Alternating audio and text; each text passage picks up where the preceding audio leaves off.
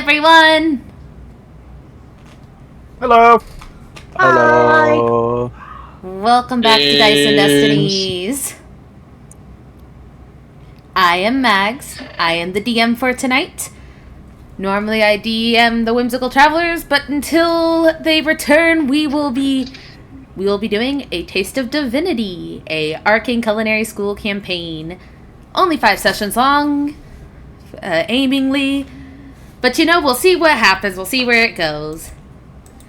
Today I am joined with some lovely players, one being a DM of mine, Mello. Bueno. I was about to say which one. Mello's my current main DM. Yeah, I'm here. I play a rabbit. And then this weird secondary cat boy over here. Meow. I am Ryu Momochi, aka Matt, aka Oleander, here on Taste of Divinity. AKA this bitch. AKA goddammit Matt. Quite literally, this bitch. That's what I have under his DMs. That's what I get when I get a message. This bitch messaged you. And then we have a ghost. Hello everyone, I am Ghost. Y'all might know me from, well, if y'all are here from it, Mello's channel. I play Elliot Lightwood. Brightwood. Now, next on is my co-DM for Sunday's games. Hello, I am Skeletor301. I am playing Dusky, the Tabaxi fighter. And Mags lied to you. It's not going to be 5 sessions. We're going to try to draw this out to 13 with the romance. We're just drawing it out forever. Oh Romance no! A meteor came and struck the wheat field. Polly died. Anyway, speaking of Polly.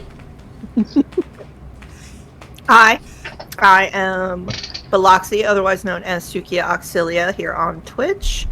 And I play Polly Crumplebottom, who doesn't live in the wheat field. 9 times out of 10, she is in her room. So you'd be killing that tiefling you made too.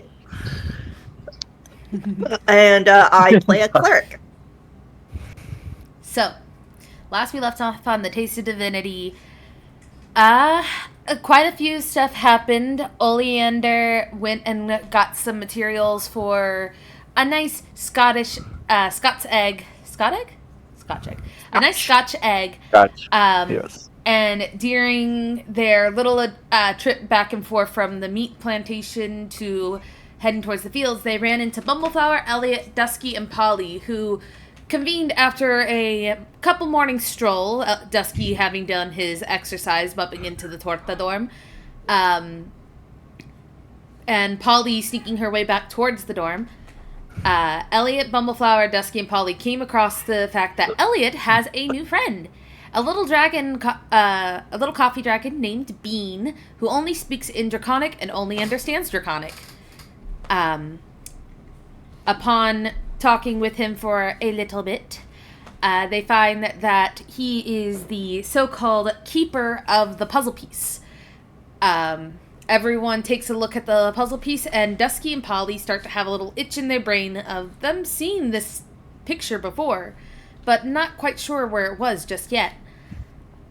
Somewhere in their family's library.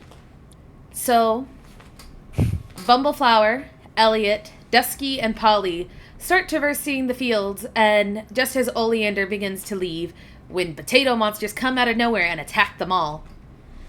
Thankfully, most of them had their equipment with them, ready to fight. They managed to take down 2 of the 3 major threats of the potatoes, but 1 had gotten away. Afterwards, everyone began to walk into town and do their own thing, except Oleander, who went straight to his dorm, not wanting to be bothered with these peoples. Common folk. To make a Scotch egg, which it was a bit under-seasoned, but He makes do. Proving that he is, in fact, not actually vegetarian. Bumble flower. The most ambitious flower you've ever seen. Carnivorous flowers.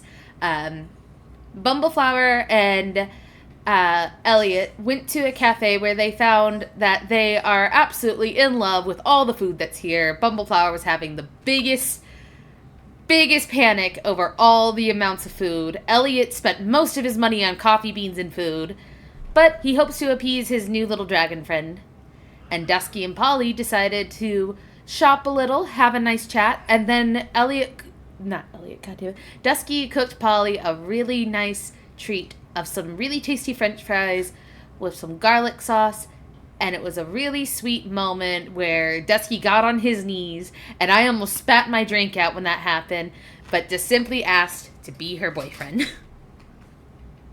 You could say it was a sputting relationship. You could also not say that. I could. It would cost you nothing to say that. I know, but you know what? It cost me a lot less to say it.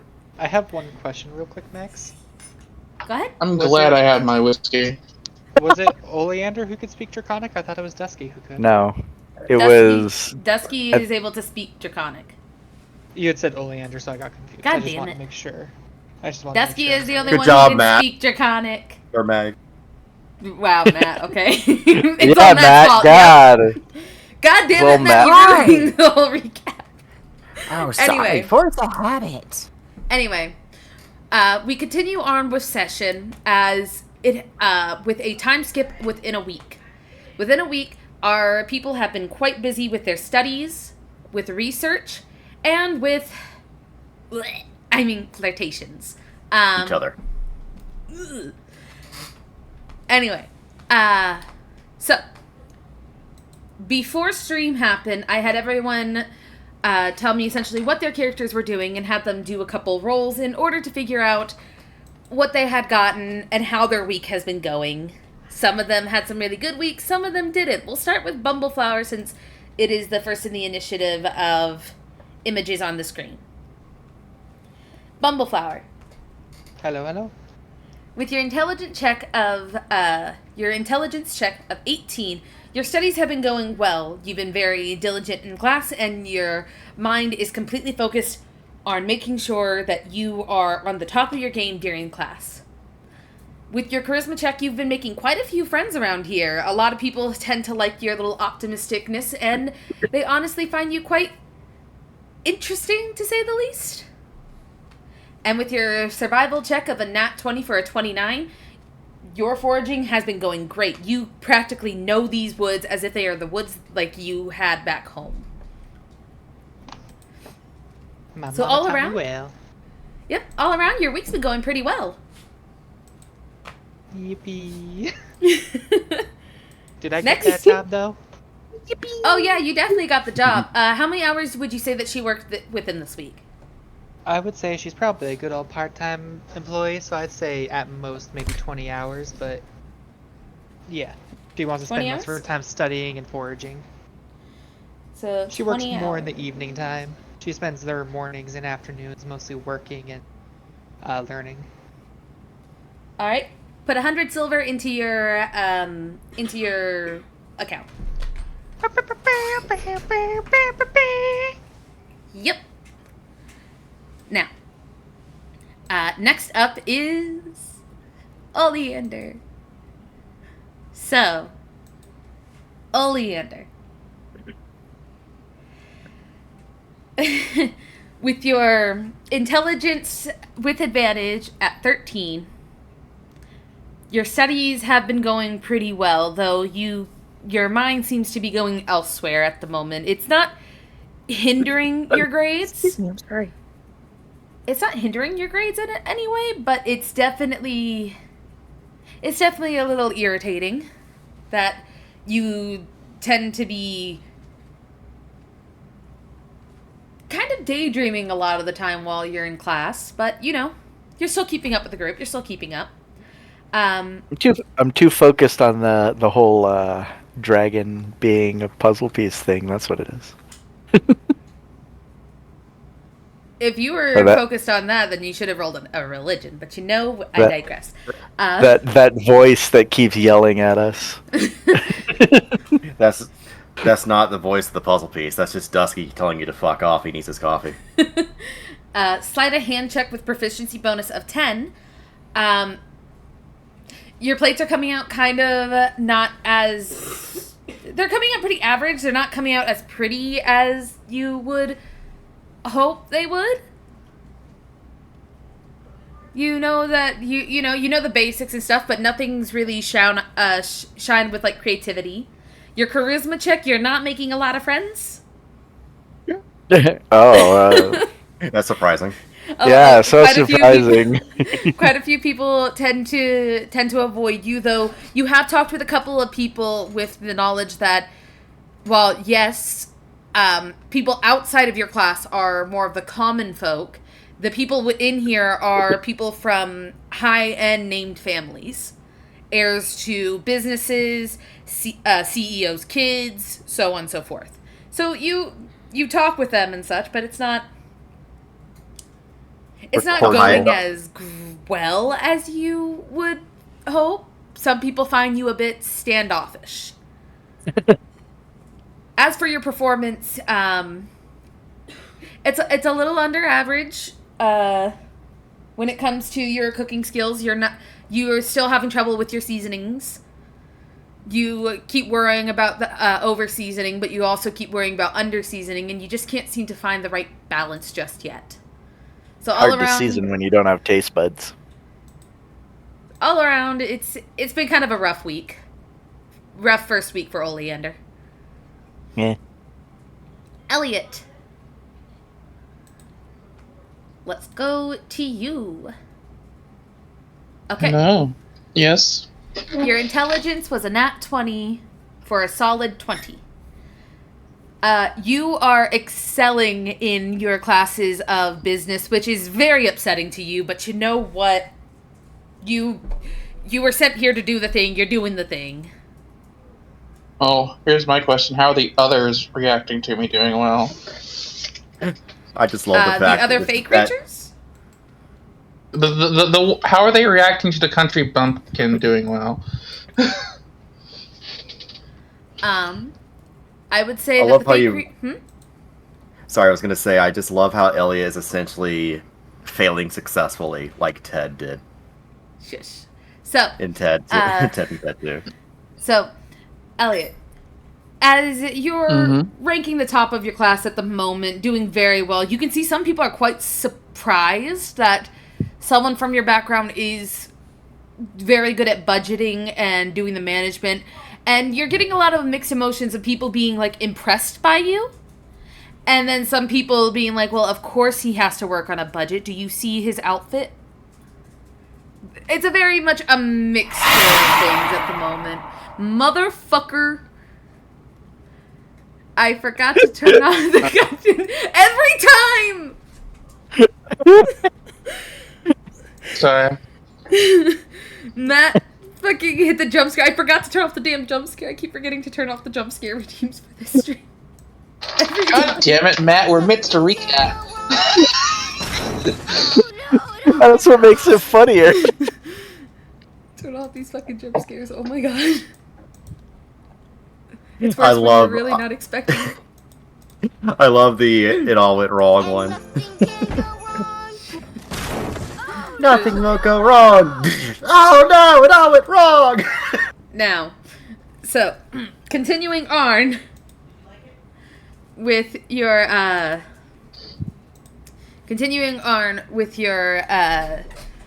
essentially your weekly recap. Persuasion is 23. As you are giving presentations to your, How did you like?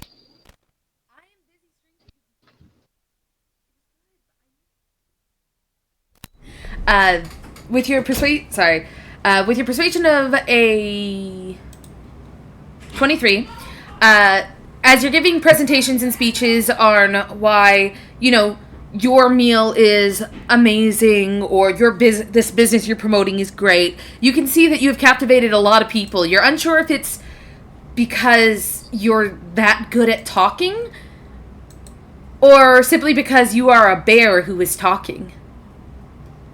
You're not exactly 100% sure, but you know what? It's working. It's definitely working for you. Getting by with the bare essentials. And with your religion of 13, when I get to Dusky, you can talk hush. And start you. Anyway, so with 13, with a 13 Arn, your religion, staring at this puzzle piece, you've been watching over Bean for the past week, keeping hush hush quiet, not letting anyone really see him munching on the different beans, trying to talk to you, but obviously you can't understand him. You're not. I wanted to do stay on the side, the study, try and throw in the mix of trying to learn Draconic. So as you're looking over this dragon, and you've been messing with the puzzle piece each night. Nothing really seems to be sticking out to you religion-wise. It's just kind of it looks like it would be something religious, but you've never been the very religious fellow. Why would I need religion? I live out in the country. We don't need that shit. Sir. Now. Excuse me, sir. Now we get to Dusky. I did actually want to ask, if Elliot is looking to learn Draconic, could I also add that to my week of if he does ask Dusky, the offer will be open to him. In this session, probably gathering around y'all to hang out. In this session, we will talk more on whether or not Elliot feels comfortable enough with Dusky to ask him these questions. Well, I'll save for this past week, but sure. Nah. Y'all didn't think about it then. It can be for next week. Now, Dusky. With your intelligence of 5, you are not doing well in class. Surprisingly. When it comes to cooking, you're doing great. Absolutely great. With your sleight of hand of 20. Cooking, excelled. Perfect. Beautiful. The budgeting part, the ingredients part, the listening to the teacher, you're kind of losing motivation as you're trying to focus on, book smarts. But your cooking is doing great. You seem to be more of a physical learner than a verbal learner. He's a street cat. He learns from doing, not by listening. Exactly. With your charisma of 12, you're doing pretty good in the friendship-making department. There are some people who are a bit wary of you because one time while cooking, someone stepped on your tail and you almost cut their hand off. So, it's fine. Yeah, the eye slits just came out. He just looked right at him, just said nothing, as he just stared him down. It got very cold that day, despite the fact that you guys were dealing with a lot of fire. Yep. And with your religion check of 20, you know that this symbol is definitely from a religious artifact, though it is something that is extremely old. You can probably contact your parents now that the weekend's coming up. You'll finally have proper time to to either send a text to your parents, because crystal phone things are a thing, or you can send a letter to them stating that you would like, if possible, any religion facts on the there was not really a name that came with it, but that the symbol was definitely on a book. You would either sketch out the symbol or take a picture of the puzzle piece and send it to your family and ask them to send information and or the book itself on it to you, if all possible. Yeah, he's definitely going to be texting some of his brothers and sisters, saying, hey, look around the library, ask mom and dad if they've, anything about the book. Now, I'm kind of curious. Roll me a d12.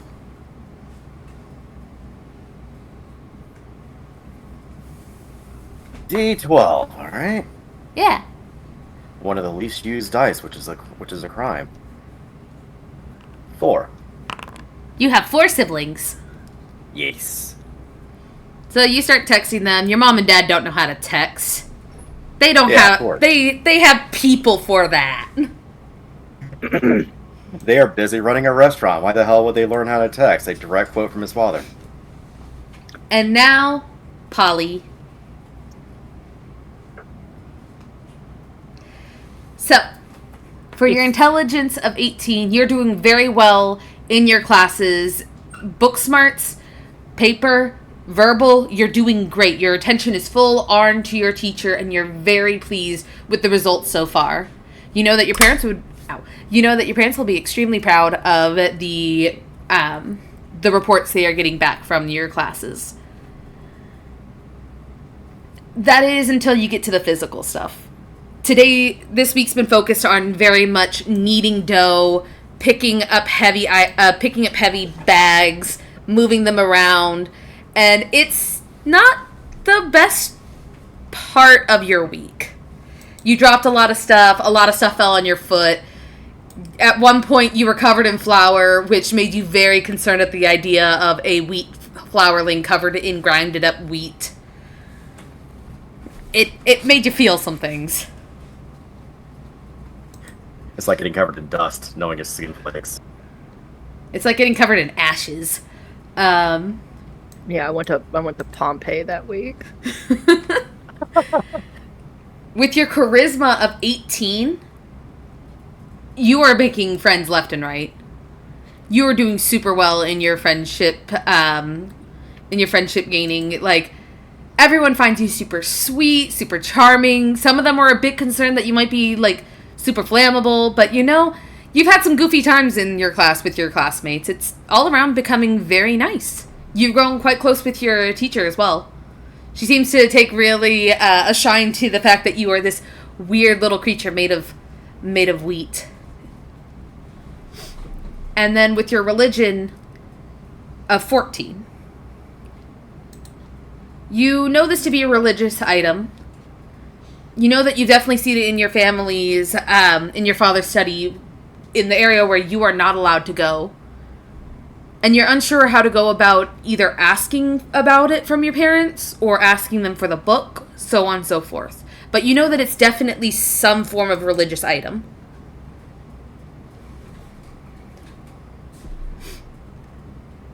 All around? Yeah. Your week's been pretty good. You've been hanging out with Dusky a lot, it's fine. So,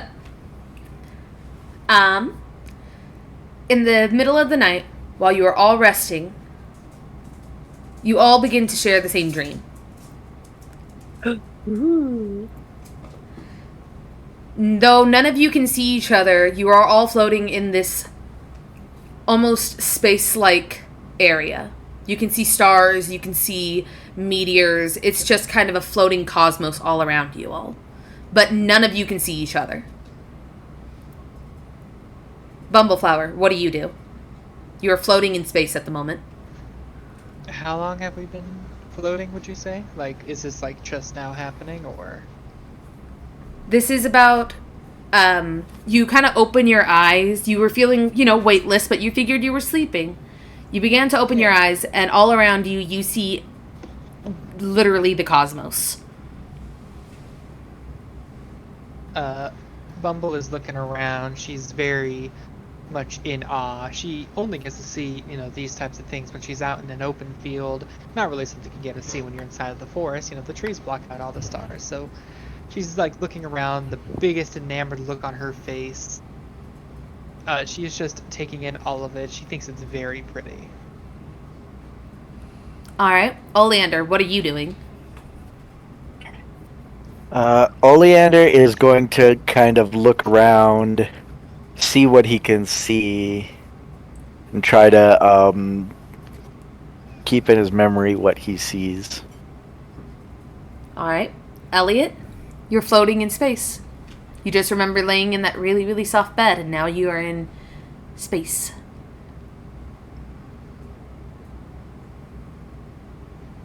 I'm thinking who spiked my honey tea. All right. Dusky, what are you doing? He is. You said he's floating, right? Mm-hmm. He is legs out, arms out. He's just looking around, just like he's not used to not being grounded. So he's like looking around a little frantic. He's like, "Hey, the hell is going on?" All right. And Polly, what are you doing? She's a little panicked, but she is also trying to commit it to memory, taking in what she can, and again, trying not to panic. All right. So, as Bumble, you're in awe and amazement. Oleander, you're looking around. I need Polly and Oleander to roll perception checks. I will. Good.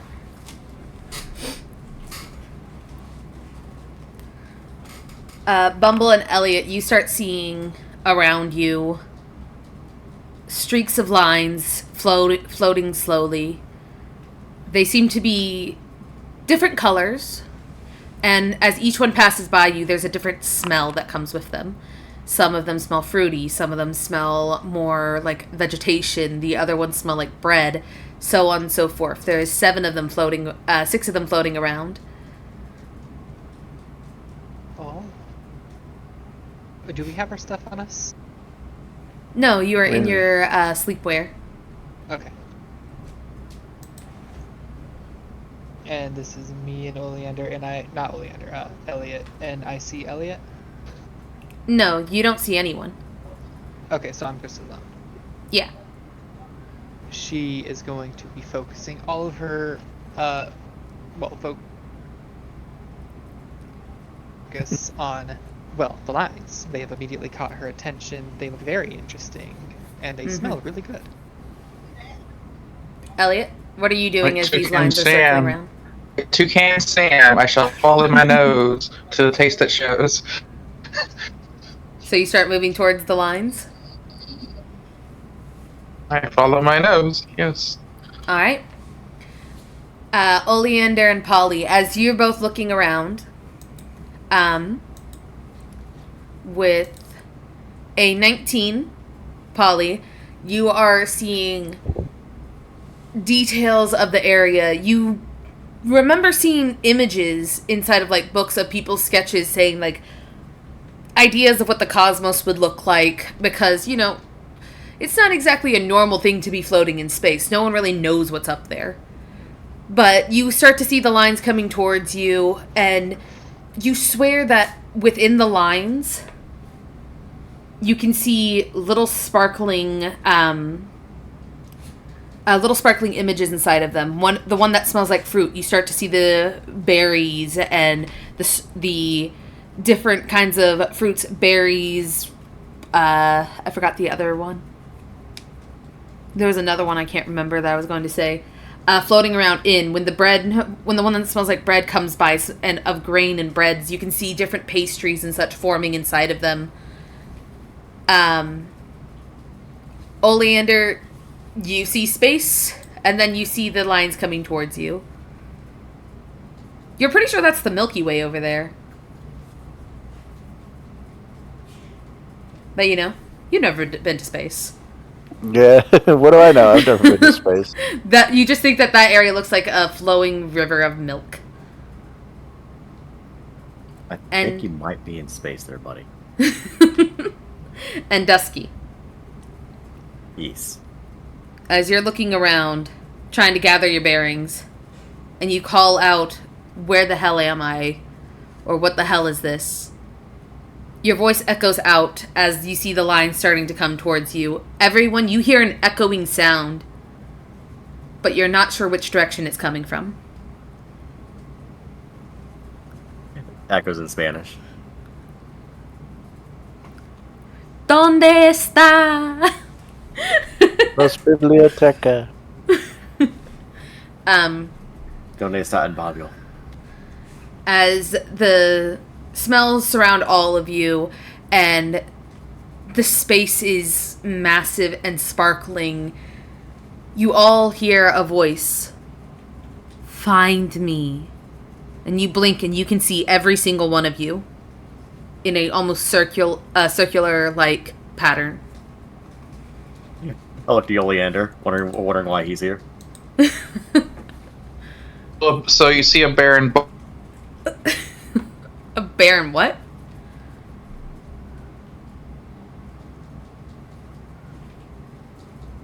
A baron boxers? Hello? Hello? I didn't catch it either. Yeah. He Yeah, said if we're his asleep- his internet's been acting up for a Ah. while. Yeah. You see a Yeah, if we're- baron boxers. Yeah, if we're in sleepwear, Dusky basically does kind of the same thing, rocking boxers in a what are they called? I don't want to call them wife beaters. It's a wife Tank beater. top? It's a white, yeah, tank top. That's what it is. Wife beater. Same thing, yeah. But yeah, you all blink and you see all of each other just in a circular pattern. Bumble excitedly waves over to Elliot like, "Oh hi!" He's just looking around, just like glances to everyone and goes, "Are we all actually here?" I don't know, but this is real pretty. What is this? Give me a moment to traverse to the room. People can't take the goddamn volume. Oh no, we're going to the room, guys. Oh shit. Oh shit, man. Polly, Oleander, are you doing anything? Polly is kind of like looking around, surprised that they are here. Oleander's gonna try and move around. Alright. You're able to move around. You're able to float. Kind of glancing around, we heard the voice. Can I try to discern where that voice came from, or like look to see where these lines are coming from? Perception. Man, these lines smell Oh, real yeah. good. 13. You're unsure where the sound is coming from, but you do see that the lines are essentially floating all around you all, at around your waist, over your head. They kind of seem to just be moving between each and every single one of you. There is only 6 of them. Guys, I've seen this show.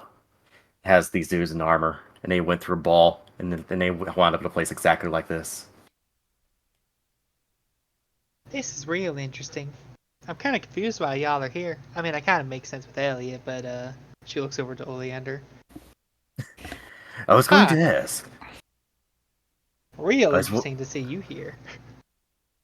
I was wondering if Oleander I- just like swimming away from everybody.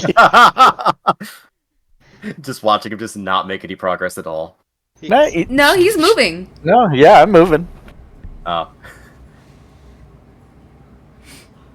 He's just making his way towards where he thought the voice came from.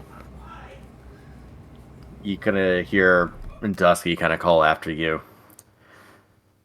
Why do you continue to run away from us? The voice said to find it. That does not answer my question. I'm going to find the voice. Like, Dusky just heaves a heavy, frustrated sigh. He's answering the question. No, he's not. Find He's- me. What? Why are you leaving? To find the voice. No, Man, y'all heard that too? That's real weird. Yeah, Have y'all he been here did the whole not. time? He did not ask, why are you leaving us? Why do you continue to leave us? To find the voice. Maybe my memory's poor. Did the voice tell us to find it back in the wheat field? I believe so. I'm assuming y'all heard it too then. Yeah. I don't remember. Did I read it? Hear it in the wheat field? Yes, all of you heard it. Okay. Well, In- you in didn't the hear it in the wheat wheat field. Everyone Yeah, heard that's it what I was saying. individually. Bumbleflower and Elliot heard it in the cafe. Dusky and Polly heard it within the classroom, and then Oleander heard it while he was in his dorm. Yeah, see, I didn't hear no voice in the wheat field. Maybe he did, though. I could be wrong. I don't know him too well. I just see him around here and there. I do hear some people talking about him behind Who his is back, he though. again? Who He's the hell the is he one. again? He was the one cat boy that wasn't there ready for the fight when we fought those potatoes a week ago. Flowerling. His reaction's fucking me up. I know. Remember what you are. So That bitch over there. as you were all talking about Oleander, and you're like, some people talk about him behind his back, though. Oleander, you feel a pressure, and then everyone sees you disappear. Oh. Well, I guess if I don't like him enough, I guess he just disappears from my dreams. So, Well, ain't that just neat? I do not understand why he continues to evade us. Some people are just kind of fickle like that. They ain't the can kind I of can I people can I float persons. over to where he was? You start floating over to where he was. All right. Everyone, as you're talking again, Elliot, after a few moments of floating towards where Oleander was, you feel a pressure, and everyone sees Elliot disappear. Oh, Well, She I gives, like, suppose we need to go find out where they went. wait, I like Elliot though. I didn't want him to leave. Wait, I don't think that is how this works, Miss Bumbleflower. I really hope not. He best Ollie not is be gonna dead float though. over to where Yeah. they were. Dusky is as well, and if Miss Bumbleflower is like still just staying stationary, he's gonna help bring her along as well, as she's kind of like dealing with this So- crisis. You try to She's having grab a mental her. breakdown. So as you try to grab Bumbleflower, your hand goes through her. Polly then feels a pressure and disappears. Do I see his hand go through me? Yep. Oh Lord, am I dead? Oh, this is a real bad way to die. Did I die in my sleep? I guess it's better than dying out on the field, I suppose, but He turns man, that's to gonna suck for my mama. he turns to Miss Bumbleflower. Listen, Miss Bumbleflower, I do not believe that we are passed on. I do Your believe hand that, just went through me. yes, I believe that. Can I make a roll to see where we might be? Go ahead and roll Like- nature. Okay. I Nope, haven't heard okay. word nothing. We're in space. He's You're way in too freaked out. space. Yeah, no, he's just looking to her and he's like, I do not believe that this is the afterlife. There's no afterlife I've ever heard of. I do believe, though, that whatever it is calling out to us might be related to it. Remember that, puzzle piece that the dragon has Puzzle piece? What puzzle piece? in Ellie's bag? Are you seeing the dragon's a puzzle piece? That's not the voice that I'm supposed to be doing. What the fuck? No, Time. what? You can't do nothing. You I ain't just want here. to chime in and say. Oh. Yeah, I was going to chime in and say. I thought you were going to say there's no such thing as afterlife. I was like, damn. No. Nah. Miss Bumble didn't look into the bag when, you guys saw the paper and everything. She wasn't paying attention. No, the dragon kind of hung out the bag and showed us all the puzzle piece, didn't it? Yeah, when it basically told y'all that they were the keeper of the puzzle piece. Yeah. See, I took that as he had it in the bag and he showed it to those who were looking in, aka Elliot and Dusky, because she was not paying attention. If Like, you I, weren't as a paying player, was attention, paying then you didn't see it. Yeah, no, Miss Bumble didn't see it. That's what I'm saying. She was not paying Yeah. attention to that. I do believe that there is something much larger going on that has been... I don't know, it feels like an influence, but I am curious to see where this goes. Perhaps we should follow our friends. Oh Once man, again, I you really hear the hope voice. this isn't how we pass on again. Oh, Find damn. me. Oh, maybe that's a god or something. I don't know, man. I hear Miss some people Bumble? died, they go straight up. And you know Miss what straight Bumble? up? Oh, good old space. Miss as she will Bumble. begin moving at a very rapid pace. She's like waddling I- her ass. Hey, Chihuahuan. He starts following as well. So, for Skelly's What's- roleplay purposes, you can say chingao, and it means shit. Do what? Chingao. No. That sounds... Shingao? Chingao. It means shit in Spanish. I was about to say, that sounds Chinese. I know. I was very confused at first too. Anyway, both of you start moving your way up there. You both feel a pressure, and you both disappear. Everyone, you wake up on the floor as you just ran into your wall. Oh. In the middle of the night, all of your roommates are sitting up in bed looking at you like, what the fuck is going on? Dusky is immediately holding on to his nose, as the nose is the furthest part, Same, Elliot. sticking out. He's just like holding on, just like, oh,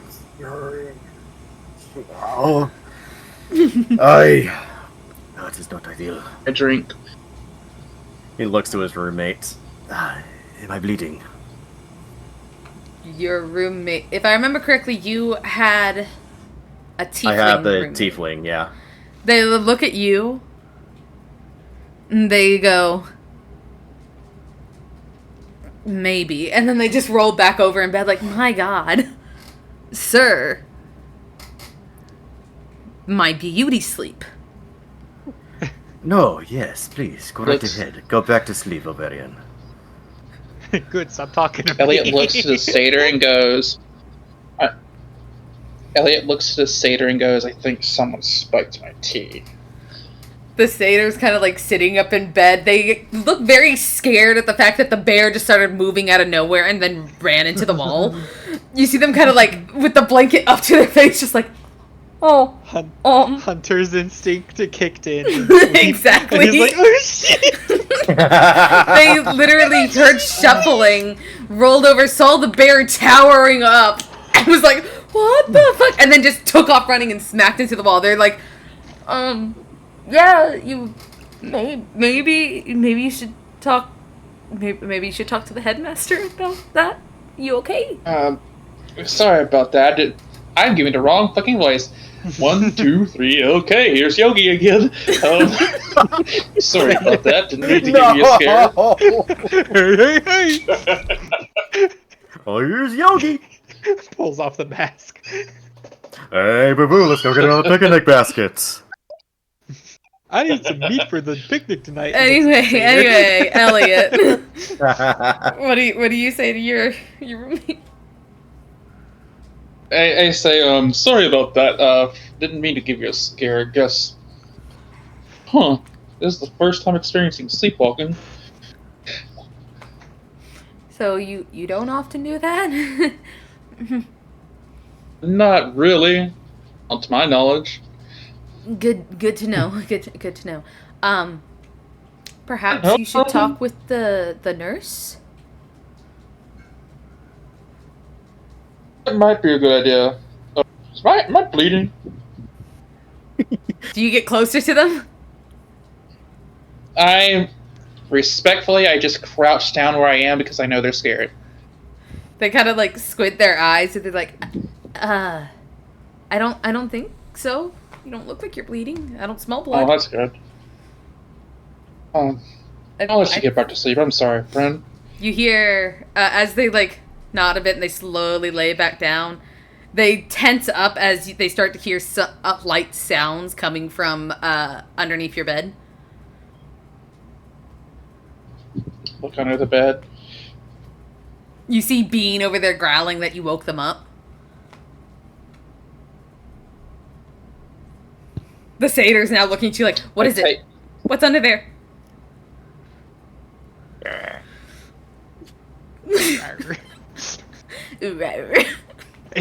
a Satyr's not having a good beans. night.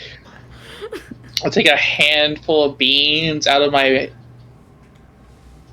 the side of my backpack, which is right there by the dealer's well, and I just kind of move my hand there and pull them out. Beans just spilled from me rustling through. What the hell is that? Coffee beans. No, in your hand. Wait, did you pull bean out, or did you just pull the bag out? Oh, just a bag of coffee Okay. beans. They were like, oh, okay. Whew. Roll deception real quick to see if they truly believe you on that. Like, oh. Huh.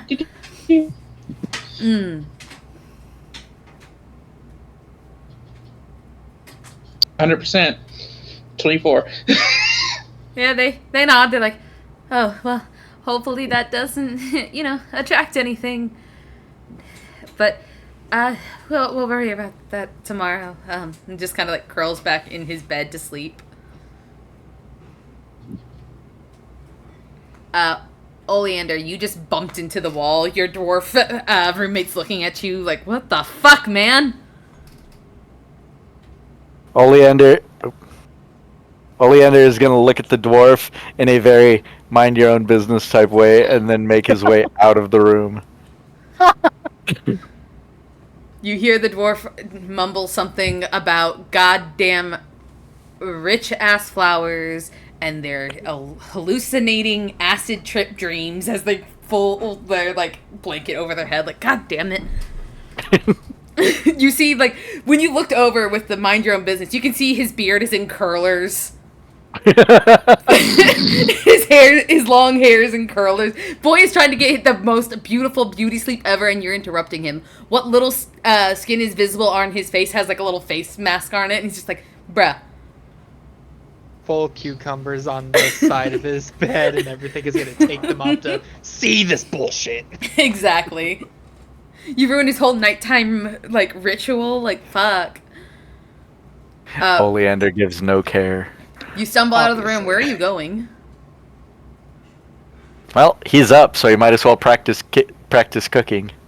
It's like 3 a.m. Eh. All right. Sam? All right. So you start heading down. What time is it? You start heading to the kitchen, I guess. Yep.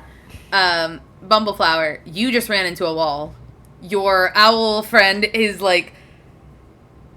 You see, like, they're still laying down, but their heads turned all the way around to look at you. Like, what the fuck?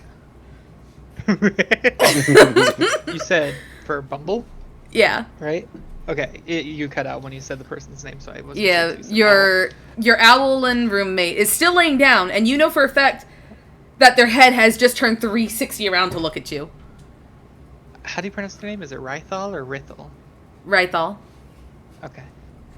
She, Miss Bumble will look very panicked, like her eyes are like wide open, like she just had the worst nightmare. She will look over, see that she's back in her own dorm room, begin taking some deep breaths. Sorry about that. I'm sorry, I hope I didn't wake you up too much. I'm gonna go take a walk. I need to clear my head. I had a horrible nightmare. I hope you get some good sleep. Do you need some gum? No. It's some gum. You want some fuck? You want some gum? They don't know what to do in this situation. It's okay. I think I just need to take a walk, clear my head, you know? I'll likely be back. Hopefully I'll come in a lot quieter and not run into the door again. Yeah. And she will like tip her head, her ears flop over, and she will like kind of start making her way out of the room. They curl back. Their head just turns slowly back to where it used to be, and they go back to sleep. Like, okay. Interesting. Where would Bumble be going? Bumble is going to go to a place that she feels very at home with, and she's going to try and make her way out of the dorm and go like to the wheat fields. Okay, so you're heading to the just wheat go fields. look at some crops. Yeah. Polly, you wake up. You're on the floor. You just smacked into the wall. Your roommate is like sitting up. They're you can see that they have like the blanket up to their chest as they're just like, what the fuck? What was that? As they're like trying to fiddle with their like sleep mask. Like, what's happening? Are we getting robbed? No, I'm sorry. I had This is why I sleep out in the wheat field. I sleepwalk. I am very sorry for waking you up. You see them like reach over to try to turn on the light, but they still have their mask on. And you see them like get tangled in their blanket and they fall out of bed. As they sit up, they're just like, right. No, you're fine. I was just worried that maybe we were getting robbed. Are you all right? She helps her up. Helps her get untangled. Yes, I'm fine. I thought, well, it might be strange that I'm never in my room at night, so I thought I'd give it a try, and, well, see how that happened. That is quite interesting. I thought that we were either getting robbed or your cat friend was sneaking in the room. Oh, I would absolutely kick him out if he tried to do that. That's not appropriate. Good to know. Dusky already making his way over. Not kidding. Starts scaling the side of the building with his blades. And she's like, good to know. Well, as long as you're all right. Do you need to go back to the wheat field to sleep, or should we try getting you back in bed? I had a very odd dream, so I think I'm going to go to the library and ruminate on it for a little bit. Mostly so I'm not, turning on my light and disturbing you while you sleep. I will see you at breakfast. Oh, all right. Be safe out there. Of There's course. monsters. Yes.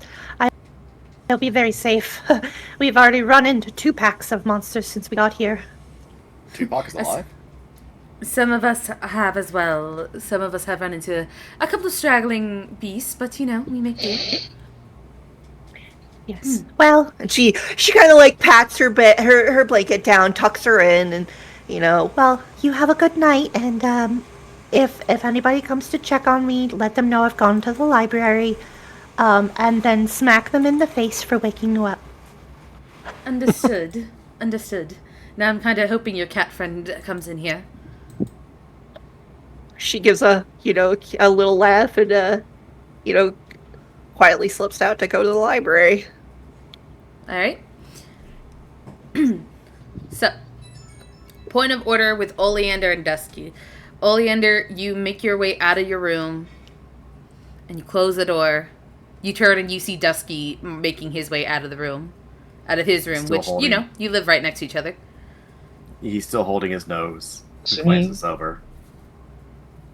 What are you up?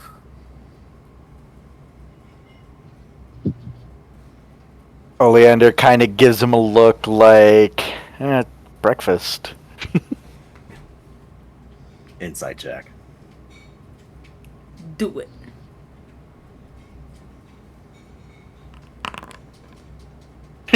God damn it. I mean, he's not lying. He's making breakfast. Yeah, So- but he's like trying to read into it. So, just out of curiosity, Oleander, make a persuasion check for me. Okay. So, fun little thing about insight for me anyway. If you're trying to see if they're telling the truth, and they roll high on their persuasion, but they roll low on their insight, obviously you're lying. If you're lying and they roll low on their insight, but you roll high on your deception, you're obviously telling the truth. Dusky, this man's hiding something. How rude.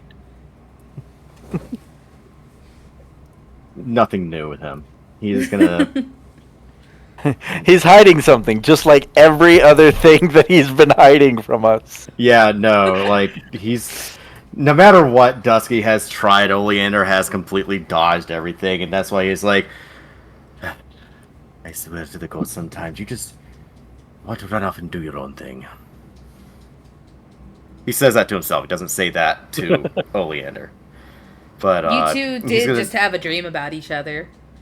Yeah, but he's not sure if Yeah. they had like they would recognize that. Elliot Yeah, and he's Mags gonna over be- here. They hate each other, but they also fuck each other. The hate fuck is real. Anyway. But yeah, no, he's gonna take a moment to where he's gonna go down, go to the bathroom, check himself, make sure like nothing's bruised, nothing's bleeding, and once he's done that, he's gonna pull out his crystal phone and kind of texts. Well, he's first gonna check the time.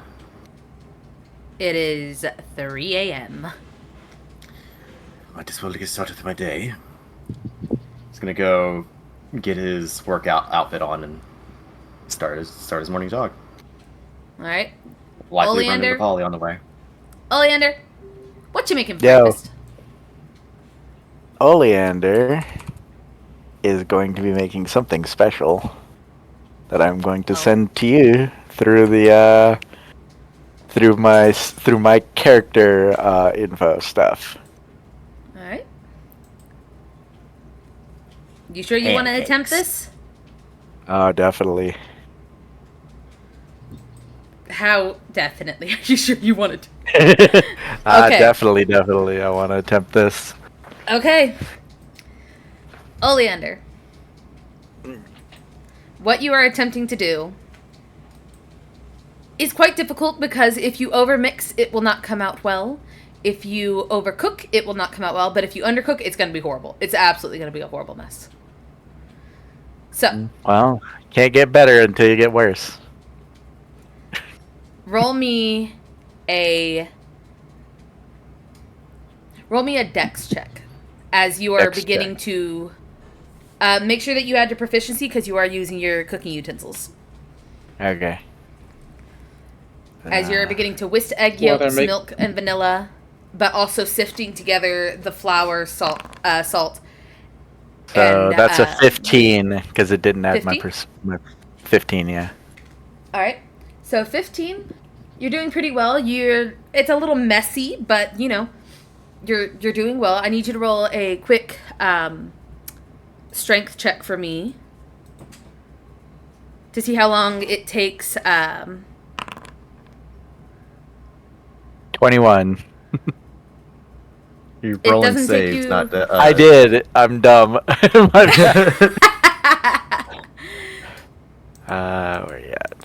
Should be at the Bruh. bottom. It's still an 18, so.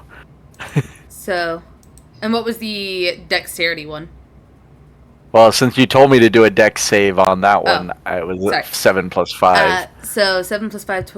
Okay. So and then 19 is for the strength the strength check. 18 is the strength check. 7 plus 5 plus 3 was the dex one. Okay. I would say, Dusky, you are passing by, and besides it looking messy, it's not like he looks like he's got nothing under control. It just looks messy. But, Oleander, I will say for that strength, it doesn't take you long to make the egg whites. So that's good. That's good. Dusky's just standing at the doorway, just looking at this. Notably, he does not like mess, and he's just staring at it like.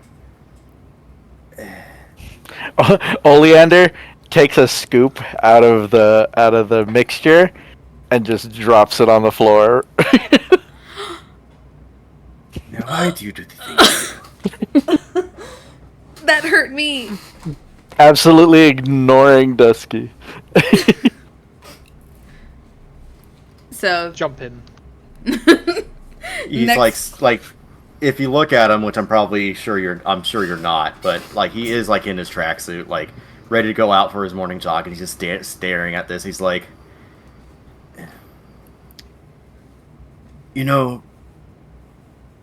I do try to reach out to my peers. You're the only one who he laughs. does not reciprocate. Oleander laughs when he says the word peers. Insight check that. Is this the first time Dusky has ever heard Oleander laugh? Yeah, You that's have why he's a inciting it. Go ahead and roll your insight. What does he get from this? me. What does he get from this, Oleander? Oh, he gets that Oleander does not think of him as his peer at all. Damn. Peer implies equal. You know, it's funny that you laugh at that. And I find it fun. I find it funny as well. I will say PvP is a thing. It is a thing. I was gonna say something. And What's up? What's up?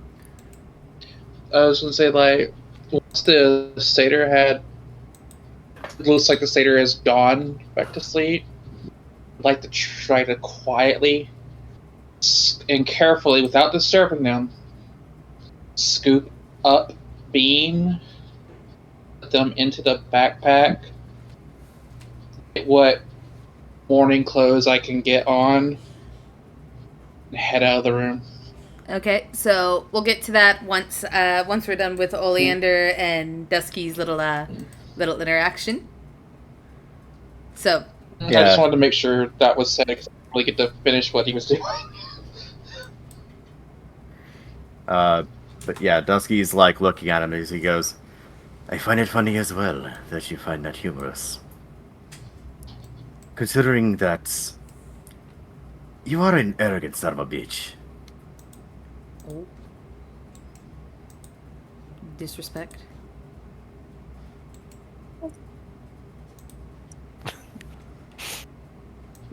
Much ignore. Continue cooking. Arrogance can only take you so far, especially in a line of cooking like this. You will eventually learn that no, you are not better. There will always be someone above you. And he starts walking away. All right, Oleander, I need you to roll me a basic intelligence check, but do the proficiency.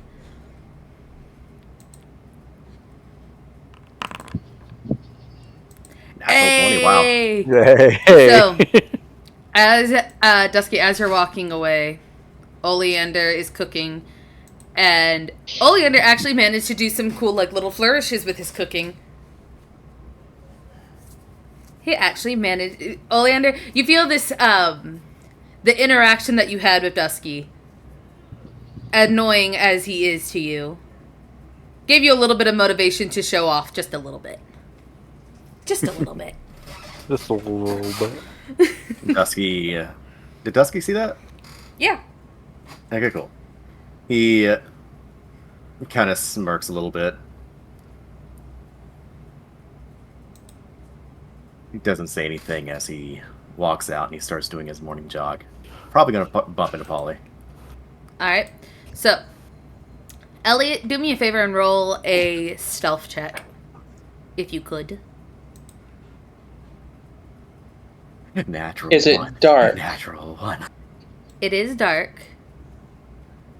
So I have advantage. You have advantage. Sure. I do have advantage. I'm trying to get to give me advantage. Sure, My I will give you cheek advantage. Bug out. I'm not actually sure if you would have advantage, considering No, you've it's not. woken up your boy before. Do you have night vision? It's I not think- a night vision thing. It's a racial thing. Oh. If it's a racial thing, then yeah. Go ahead and keep your advantage. That's racial. You're not here, Oleander. Fuck off. Huh? That's a 10. 10? That's a 10. With advantage? 10. With advantage. A 2 and a 5 plus 5. Alright. As you make your way out, you're probably not the quietest, but you make your way out. You're unsure if you woke anyone up. Making your way. But you're making your way. Walking fast. Okay. Jamaican your way. Where are you headed? With Bean in your hand growling I the whole time. am heading towards kitchen for some comfort food because that was a very bad nightmare. All right.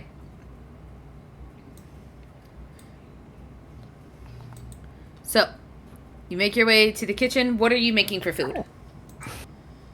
Are you cooking or are you just grabbing food?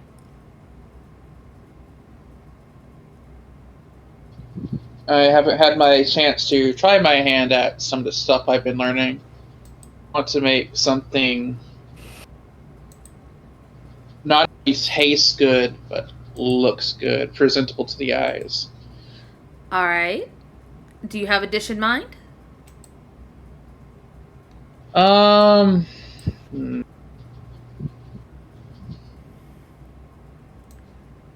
There aren't really a bunch of fancy breakfast dishes that I know of. That's why I always look them up. So, Yes, Um, man. does Make Elliot eggs want in to make... purgatory. True. Do you want to make something savory or something sweet? Savory. Savory. All right. That will ease the nerves and it plays the senses. We'll say you're going to go ahead and make some quiches. A quickie. Nice little quickie. No, a quiche, motherfuckers. Anyway. So go ahead and roll dexterity for getting the egg mixture properly ready. It's a plain dex check. Yes, with your proficiency because you are cooking. And you are proficient with cooking tools. Apparently, I'm not. As a natural 1 for a 5. I'm a very bad day. Your hands are shaky. You're very nervous. You drop the eggs. Then when you manage to get the eggs into the bowl, you're mixing, and you end up knocking the bowl out of your hand, and the egg mixture just goes everywhere. Bean is literally watching this and cringing. You're making quite a ruckus in this kitchen.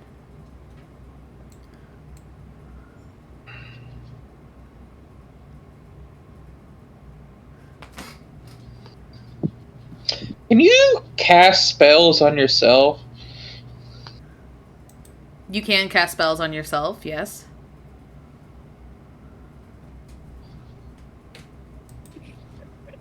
Just command on myself. Would that work? I don't think so. I honestly don't think command would work either. No, I'm pretty sure it's like to the best of your ability. So, yeah. Well, so here's my idea really quickly, right? Okay. I don't have calm emotions. Command is issue one word.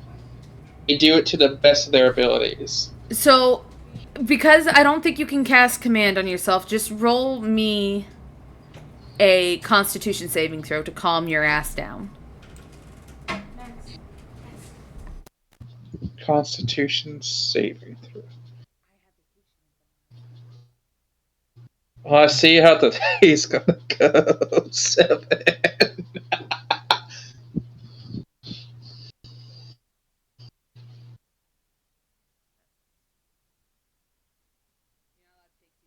It's a 7.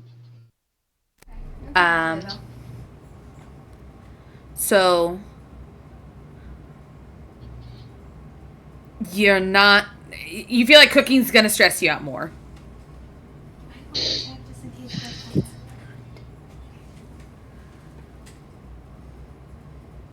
I'm gonna clean up my mess. I'm gonna grab me like a spoonful of honey. Put that on my tongue. I'm gonna head out into the field with my violin and do what I know calms me down. Alright. Oleander, by the way, your pancakes came out phenomenal. But yeah, because I'm awesome.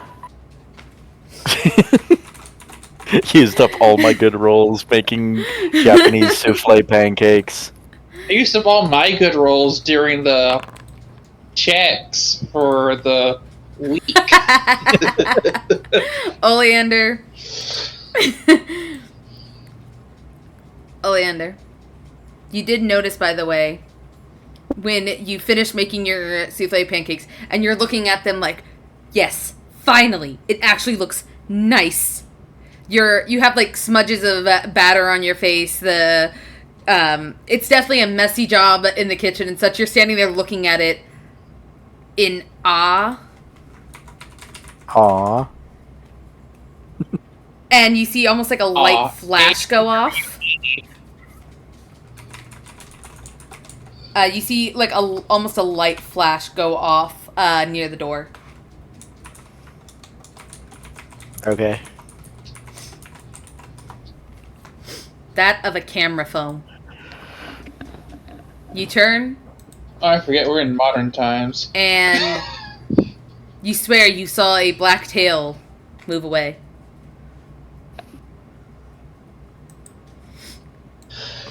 Now, Okay.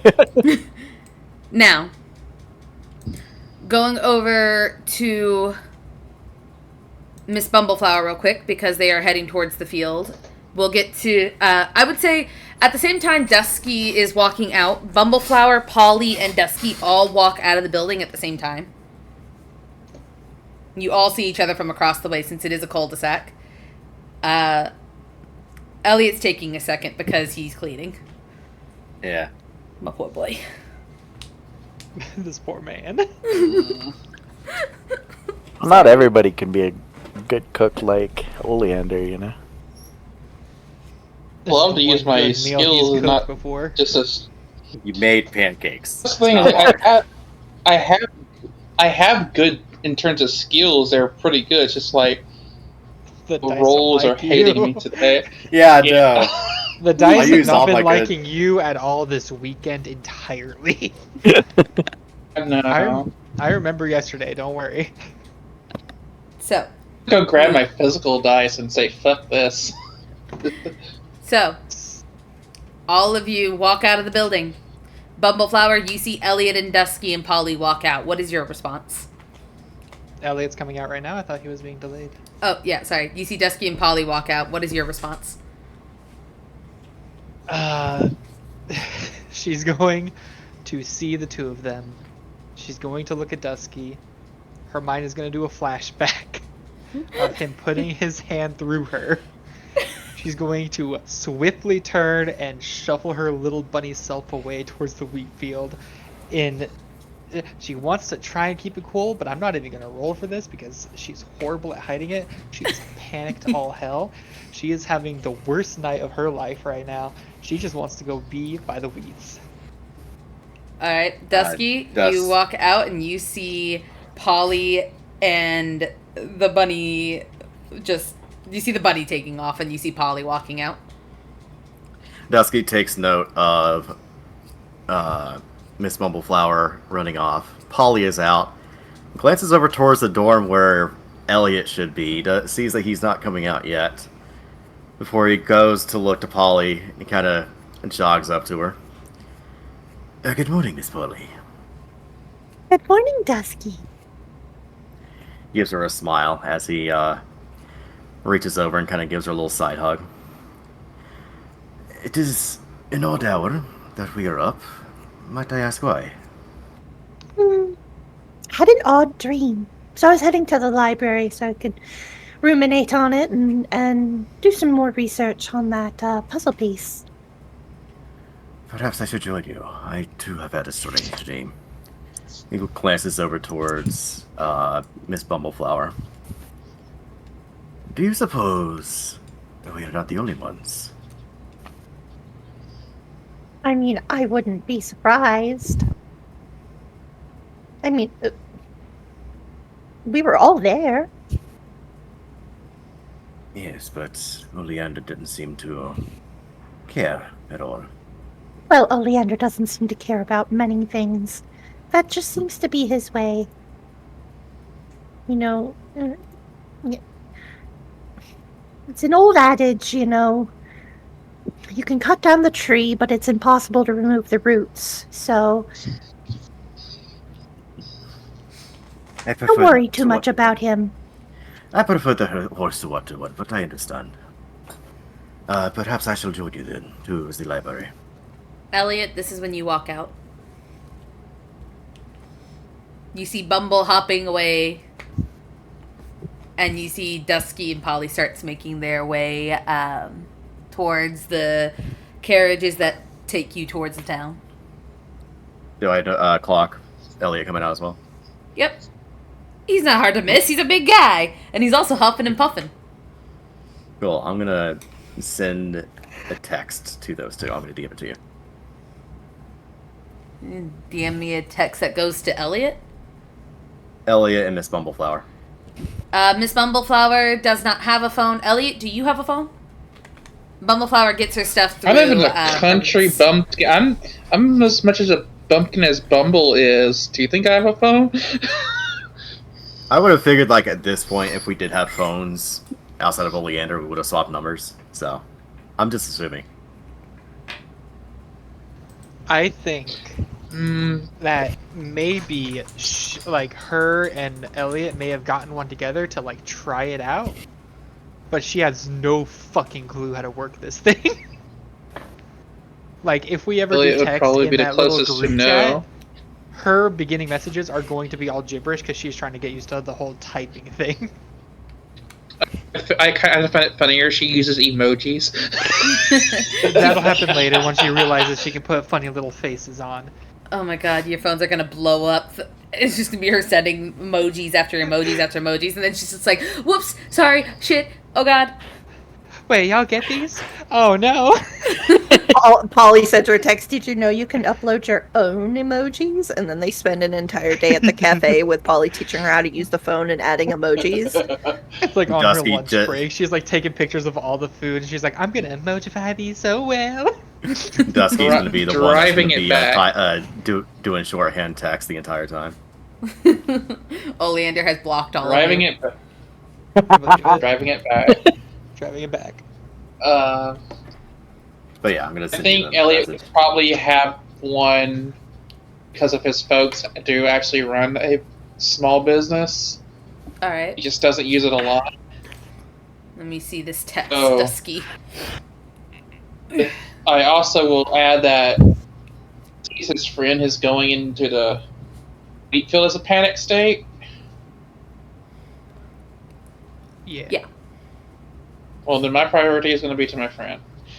I will follow them to the wheat field. Alright. I'm just waiting for Dusky to do the thing. We'll say that you, being your size, you catch up to her quickly in case there's anything you two want to talk about. Yeah, I'm thinking. Give me a second. No, not you. Hey, Not you, Bumble- the other two. Oh, I know. I'm just saying that they have time. I am scrolling right now because there was one beast in particular. Okay, yeah, I found it. Okay. What are her languages? What are her languages? I believe she knows. Maybe if I did not have her all the way there. She knows that so would be much. better. She knows so much. She is the most She knows knowledgeable. everything. He is the most known. He is the most known. Why does she know Goblin? Why did I give her that? I don't know. Small She knows creatures. Common, a goblin. Goblin, and Druidic. So. Yeah, I feel like I should have given her like lizard folk or something, considering she has a friend named Gev that taught her about the whole wildfire thing. You know what? Anyway, whatever. continue. We rolling with this. She is talking in Goblin because Yes. fucking why not? I will be right back. I have to go grab my groceries. Okay. Does Elliot speak Goblin? No, he speaks Dwarvish. Yep, exactly the same. So you will like kind of catch up with her, and you will hear her muttering under her breath. And I'm not going to even try to attempt this because I don't speak Southern all too well. She will be given like a Southern accented version of a Goblin tongue. Oh, please. With the two Southerners in here, please with them Southern. We want to I hear will it. not. Yep, there we go. Thank you, Max. It's just a dog now. Southern dog in an airplane. I'm gonna do something dumb. Okay. Very gently. Place the paw on their shoulder. Just like stop walking. Stab. Can I get you to make me a dexterity saving throw real quick? Yep, Ellie's dead. Just the smallest dex save for me. I believe it's a dex save. Well, everything with Miss Bumbleflower is the smallest. Yeah, dex save. 18. Okay, that works. You, as you grow closer to her, you can feel like a very soft, warm, I wouldn't say aura, but like warmth just coming off of her. And as you reach your paw to place on her shoulder, you feel that heat like spike up immediately. This is a thing you have seen before when she gets a little bit on the agitated side. So you immediately pull back your hand as the little wildfire spirit like shoots up from out of her little flower crown and perches itself on the shoulder looking at you before taking a moment to realize who it is. And Miss Bumble, realizing that this thing isn't attacking anyone, she is perfectly fine. If it was something dangerous, the wildfire probably would have begun fighting it. She will turn and she will give out a very relieved sigh. Oh, thank God, Elliot, it's just you. Alright, once again. In common. Are you okay? Oh, Elliot, I think I almost damn near died. The damn near Dusky put his hand through me. I thought I was a goner. I watched that weird flower boy go. I don't really care too much about him in my dreams. But then you went and you disappeared, and then the pretty girl Polly, she done disappeared, and then it was just me and Dusky, and then he put his hand through me, and I thought I was going to heaven or something. And you can tell, like, as she's beginning to talk, part of her words begin to, like, slip it back into Goblin, then back into Common, like, alternating between the two.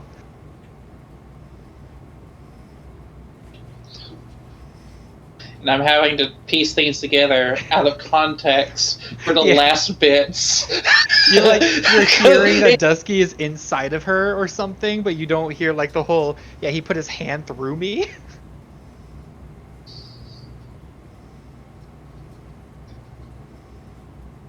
But he hears the whole went to heaven portion, and he's like,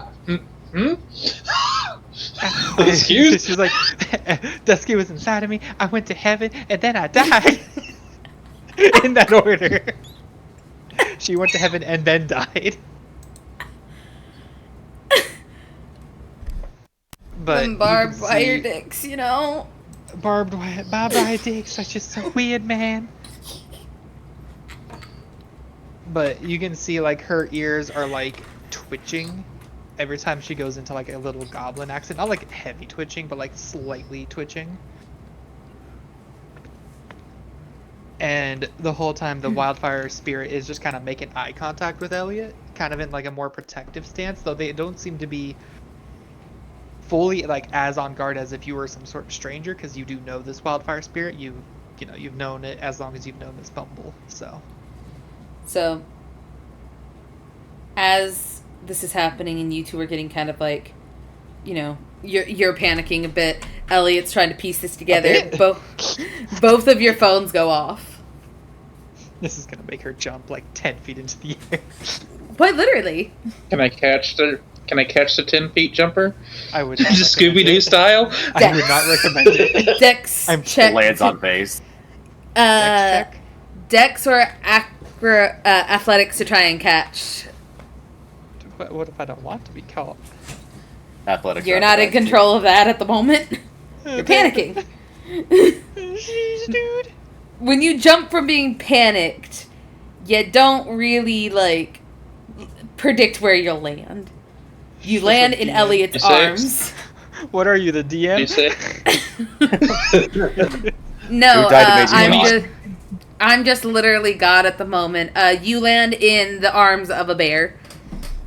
Oh, that son of a bitch, you're the one who killed me, guy. Elliot, please put me down. I Just appreciate make sure you don't hurt yourself. I appreciate you. But Put please down. put me down right now. Thank you. And Mhm. she will begin like digging through her little nightgown pockets to try and find this phone. You hear growling noises coming from Elliot's bag. Is it? She knows the name of the creature as Bean, right? Yeah. You know the name. You know the name. You know it's there. Oh, Elliot has Bean, not please, let I do it. not have Elliot this has. energy for this right now. Please shush it down. I You know he look at- can't understand her, but she does not have the beans for this. You both look at He your has, phone. It's fine. He has to be. Elliot, do you look at your phone? Yeah. You see from Dusky, if you two are awake from bad dreams, feel free to join us at the library.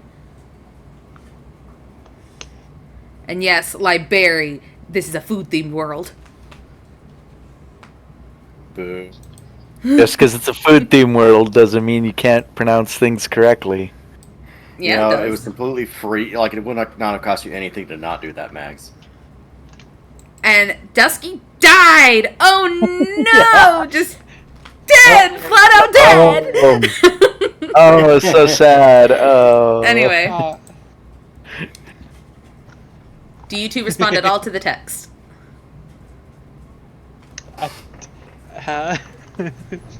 Do you respond to the text? She's gonna look at this message, look at Elliot. Elliot, did I die in your dream?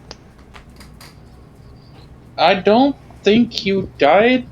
I don't think anyone died. When I woke up, apparently I was walking into a wall, and I guess I just woke myself up. How close to the wheat fields do you think we are? You're pretty close by now. You guys, I'm assuming you've all been walking and talking before, like, jumping in the sky. As soon as he had put his hand on her shoulder, I think she would have stopped walking. Do you think it's within like 5, like just a few feet that she could reach over, like not reach over, but like walk over, grab like a piece of wheat, and then make her way with Elliot? I think we would probably have made it into the wheat field before he been able to put his hand on their shoulder, because again he was as well, so he's trying to keep up with the rabbit. Yeah, and you can also tell that Elliot is a bit covered in a little bit of egg and stuff. Running up behind the scared little rabbit. For most other people, that's a nightmare. That's a whole ass bear chasing a tiny ass rabbit. Yeah.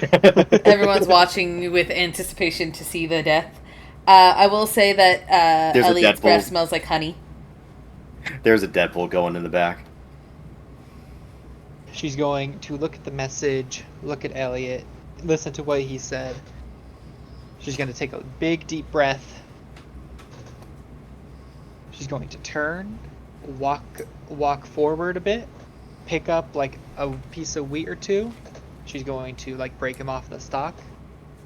She's going to put one, like the bud end of the wheat in her mouth so she can chew on it, and the other one kind of in behind her ears within the flower crown. She's going to walk forward, begin to grab onto Elliot's hand to lead him. See that it's covered in egg, you said? Like egg white? There's some I patches of cleaned egg up. There's still some patches of egg in your fur. You got Save a it nat for 1. later. There's gonna be some egg on you that Save it you for don't later, it's know fine. about. First of all, we're gonna go with them. I need answers. Mhm. Second of all, you need to take a shower when you get back to your dorm. Third of all, that's a good brand of honey you ate. And Want me to reflect back for you? Huh? He's asking about the message that was sent. I believe he would also know that you're still working out how to use a phone. Yeah, go ahead. Just tell him we're on our way. You see a thumbs up emoji into the chat room. The question is, you know what? I'm kind of curious. Would anyone in this group have tried to get Oleander's number? Yes. No. Oleander, do you think you would have given your number to them? God, no. It's Oleander doesn't even speak to them when he has to. Okay. I know. He would not. Dusky, do me a favor and roll me a persuasion check real quick. Roll stealth to steal his number. All right, cool. Wait, hold on.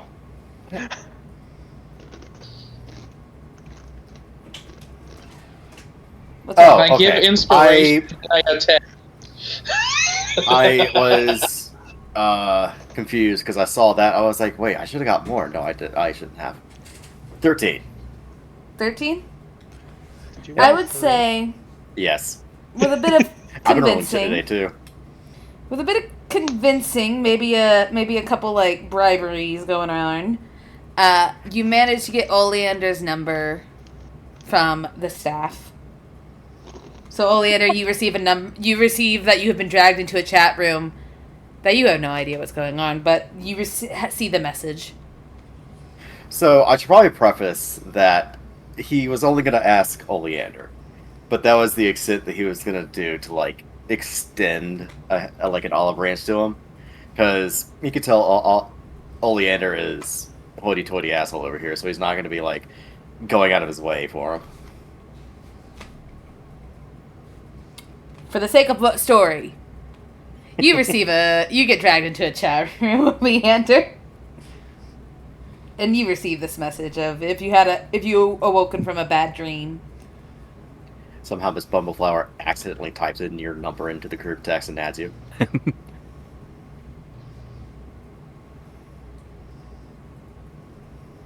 Part of me wants to challenge Oriana to a cook-off so that they have to socialize. You don't have to socialize during a cook-off. You just have So to the be loser there. you lose, you socialize. You win, you don't have to talk to any of us ever again. So, Oleander, what are you doing? Oleander is finishing up with his pancakes. His phone in his room is going off, but Sorry about that. I'm back. Got a Welcome lot back. more groceries Welcome than back. I thought.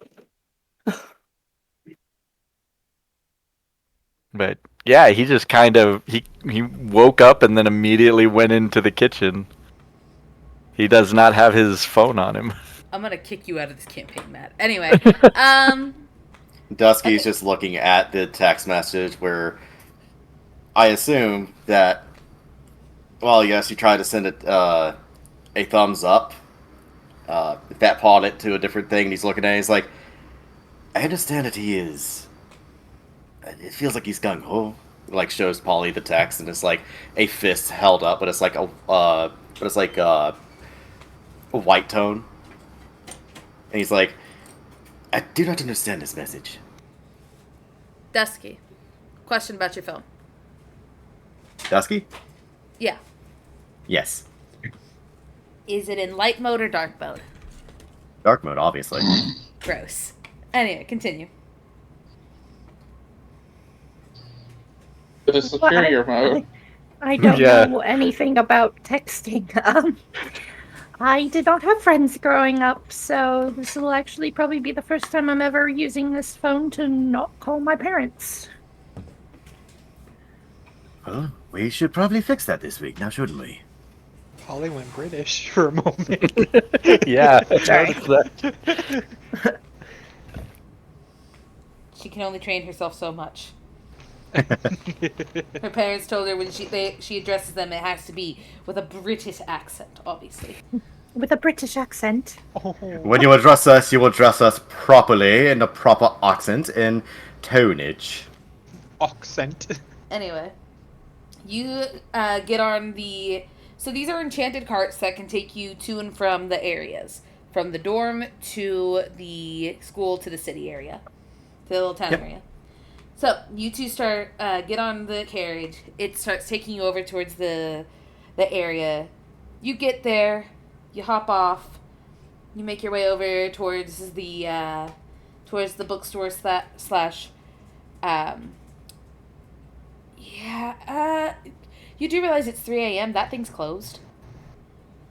Well, when You go to a I was library. thinking a library, I was thinking an in-school library, not an off-campus library. So that's my It's bad. still closed. It's 3 a.m.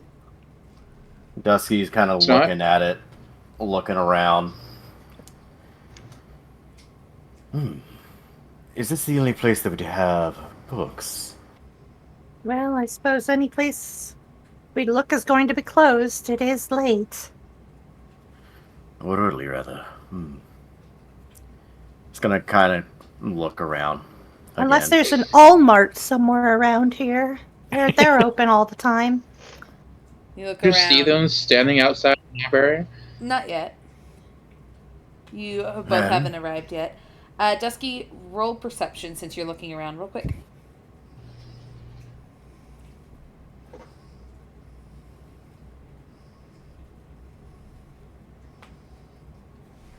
Now I roll nice. 30-20. You see there is 2 buildings with lights on. Well, 3 buildings, actually. You see the cafe's light is on. You see the general goods store's light is on. And you see the mailroom's light is on. What's the layout of the library? Do I remember what that looked like? Let me take you over to that map. Supply. Do I have a minute to be able to get up and get a drink? Yeah. While I'll be they right back. are, while they're doing their thing, we're gonna go ahead and activate that. We're gonna drop. No, Dusky's character sheet. Why? Here and here.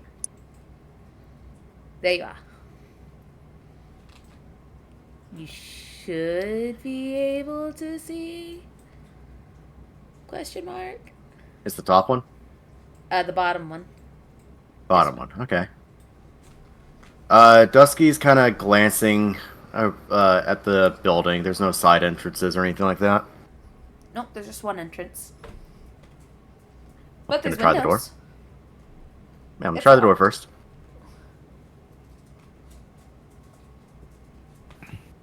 Tis locked, like a good bookstore should be. Who would like a library? Knowledge should be free. Gonna try glancing around, kind of prowling around a little bit, start testing some of the windows. They all seem to be locked. But What are you doing? you do know that this isn't just a library. This is also a bookshop where you can buy things. Yes. Dusky's just frustratingly just huffs. He goes, Break a window. was hoping to try and, at the very least, try to see if we could figure this out. Strange things have been happening, so Yes, but that doesn't mean you have to break and enter. What is wrong with you? Come on. my apologies, Miss Polly. I wasn't attempting to cause any harm. Meanwhile, she's like, ah! I'm gonna get a criminal record. He's just Jesse, gonna turn you to hear her, rustling see that. sounds. Yeah, he's gonna turn to her, look that she's a little panicked, and turn away from the library as he kind of like rests his hand on her shoulder, kind of pulls her in a little bit. I was not looking to try and do anything illegal. I was just hoping that perhaps at the very least we could take a look around. I wasn't gonna take anything. So you both start to hear rustling sounds near you from a nearby tree. He glances to it.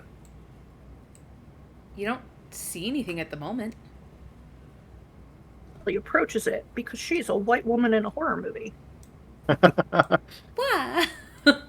police- Wow.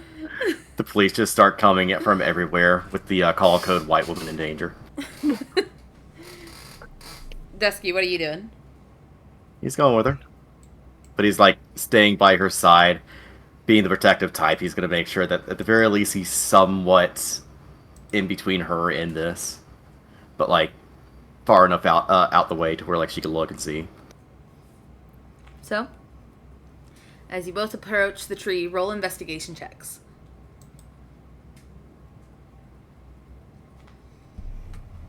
That's a 3, baby. I technically did better.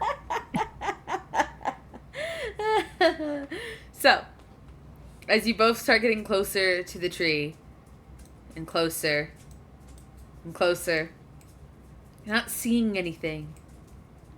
And then out of nowhere, like 8 birds fly straight towards both of you and just flap through through in between you, just... Immediately, Dusky kind of wraps himself in front of Polly, and like his coat, kind of like, oh no, he's not wearing his coat. He's wearing his jumpers. So he's basically just kind of like shielding her from like the sudden spray of birds. Ooh, I hate birds.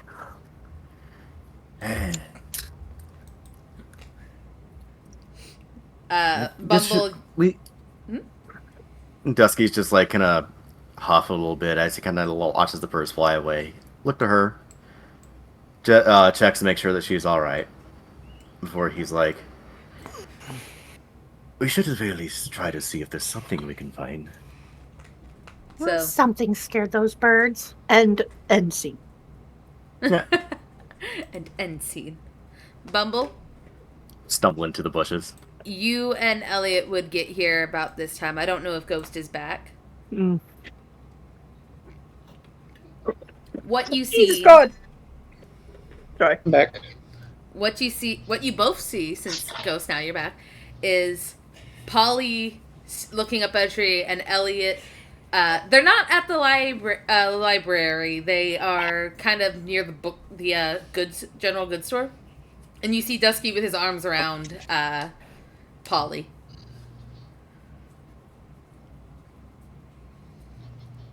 He is trying to resist the urge to pull out his violin. Do we see any remnants of the fact that there were birds, like any feathers or anything right there? You don't see any feathers, but you know that there's like some birds flying around. If you want, you can roll an insight to see if you can figure out what was happening. Oh, sure! I'll roll my first roll of this game. What's my insight? Hold on. Sure. No! Yay! Oh, that's a +3? Okay! Hold on, I'm gonna turn my camera because I'm using my physical dice. Yeah, that's right. Let's see. Man. I'm gonna lift it up, move it over so you see it, I'll twist it. Say 15. 15 plus 3, cool. Yep, 18. Elliot.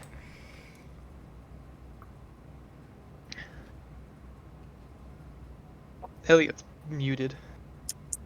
Elliot, do you want to roll an insight? Give me 1 minute. I just realized my foot's coated in poison. This man's taking a shit, it sounds like. Yeah, I was about to say His that foot's echo covered in poison. sounds dangerously like a bathroom there, man. Man, that sounds like me when I was talking. So, you are putting 2 and 2 together, Bumble, as your nose is kind of twitching. You're like, yeah. Hold on. I'm responding to a text. It's because I am in a bathroom. I'm washing poison off of my... Did you want to Well, roll stop. an insight? Stop pooping on your foot. That's not good for your health, mate. I can roll the insight for you. I just need to know if you want to roll it. Yeah, go ahead. Alright. Roll that bean dice. Damn, you got a really good insight. Debating, just... Yeah, you can put 2 and 2 together about what's happening right now. Obviously, you can tell... What's happening right now? You both see that Dusky's tail is kind of furled up a bit in a very jump-scared way that, you know how cats get. And you see that, like, it's not in a romantic way that he's holding her. It's more of in a protective way. Dusky. Yes. You hear come from behind you. Ugh, I think we interrupted the lovers. We should probably move away. God damn it, I forgot you gave him this voice. God fucking damn it. Fuck! I love it. I love him, and I wish I could speak Draconic. Usually I grab Draconic. The one time. Yeah. Dusky perks an ear, glances over towards them, looks at the bag, kind of gives a little smirk. Hello, friends. It appears that the library is closed. Hoping you might have any ideas. Oh shit, they saw us. Oh. Run. And you see them kind of like... Run! You see them like scampering down... found us!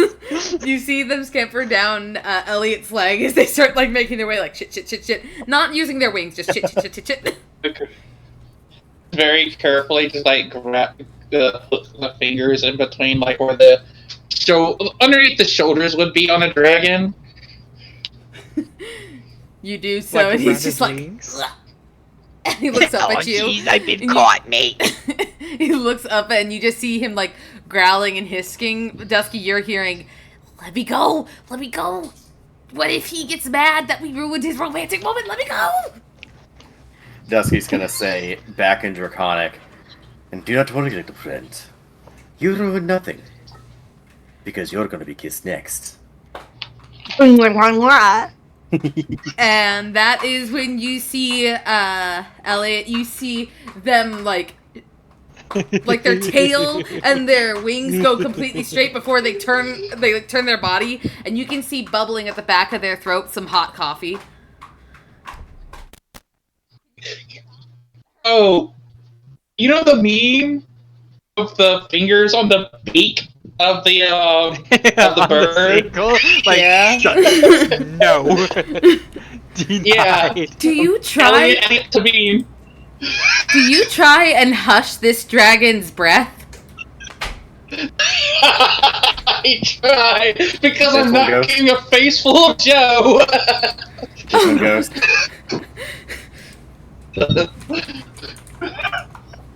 Ghost, is it this one that I sent in the embed?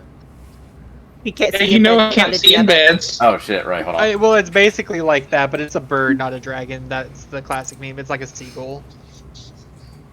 The seagull screaming. Why does your size never stay? It's supposed to be. So, just to let y'all know, Bean is technically the size of a small house cat. Are you sitting here telling me that I'm as big as this bean? Yes, Bean is basically kind of shit. the same size as you. So, Well, that makes sense. Elliot, I need you to. Goddamn the fucking gif. To win. I need you to make me. What is it? A dex. I would say a dex save.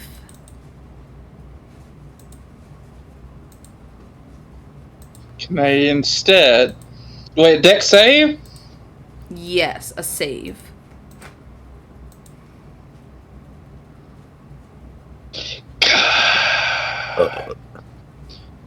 I'm gonna fight the world. What the fuck? What'd he get? It's not about what he got. It's I made Bean's like character sheet literally the other day, and for some reason nothing is in there. Oh no. Oof. I'm going to fight the world now. It's fine. Anyway, make that deck save. All that Yeah. footage. What'd you get? Can I re-roll? No. It's a natural 1 plus 7. Huh. Success. So, all of you are watching as Elliot goes to close the beak, but instead actually puts their finger in the hot coffee To which, to which the dragon chokes a bit on a whole ass bear finger in their mouth, and instead of breathing fire, they kind of just upchuck a little onto your hand, and you take 2 points of fire damage. So I have a question that we really never answered. What? Did I ever get his favorite bean? So you picked 9. You picked 10 beans, and are you feeding one of them per? Are you like trying to get them to eat them all at once, or are you giving them like once a day, kind of like this one on this day, this one on that day? It's like when he purchased them, he got back to his room next day because you said the stater was out. Okay. He essentially took each sorted bag of beans and just kind of presented it to him as like a treasure trove. He's definitely been eating them. But you have yet to find his particular favorite flavor.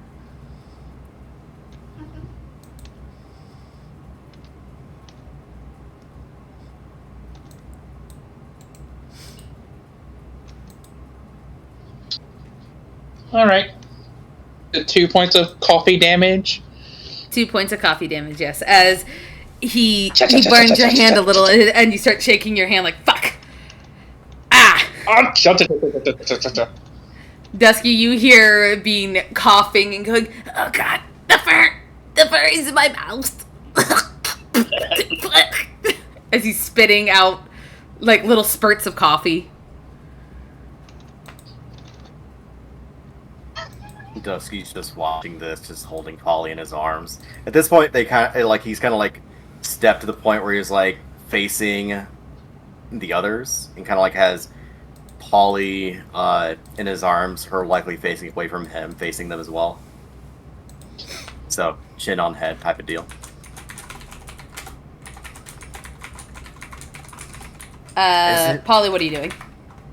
Polly is just watching this nonsense happen. She's like, We have made. she's like, is your little critter okay? Dusky's gonna whisper in Polly's ear. He thinks that they have locked in on us making out. She goes, ah!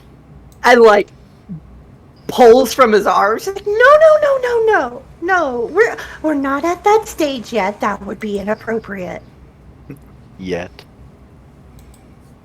We gotta steal the hand-holding stage. Yeah, no. She points at the tree behind, behind them. She goes, no, we heard rustling in the tree. We went to investigate. We didn't see anything, and then a bunch of birds jumped out and scared me. I am so tempted to have Dusky translate this for Bean, but translate it incorrectly and to make it more lewd as it actually is. But I'm not going to.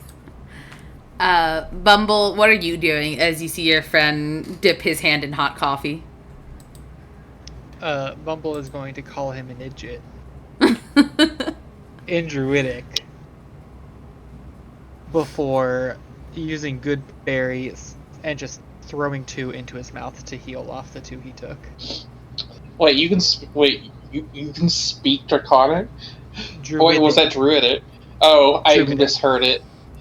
No, He's like, you bastard. Been fucking funny though. This entire time. So, as all this is happening, Oleander, did you want to start making your way over? Yeah. You walk in, seeing Dusky's holding Polly. It's about 4 a.m., getting close to like 4:30 by the time everyone finally convenes, as you see them holding Polly and talking. You see Bumble throwing berries at a bear whose hand is burnt, and a small coffee dragon is like spitting coffee onto the pavement. Quite a sight to see. Yeah, he's gonna go up and he's gonna be like, he's gonna kind of sigh a little bit, and you guys have to be doing this sort of stuff before breakfast, huh? We weren't doing anything, Oleander. We are not the ones who started the dreams.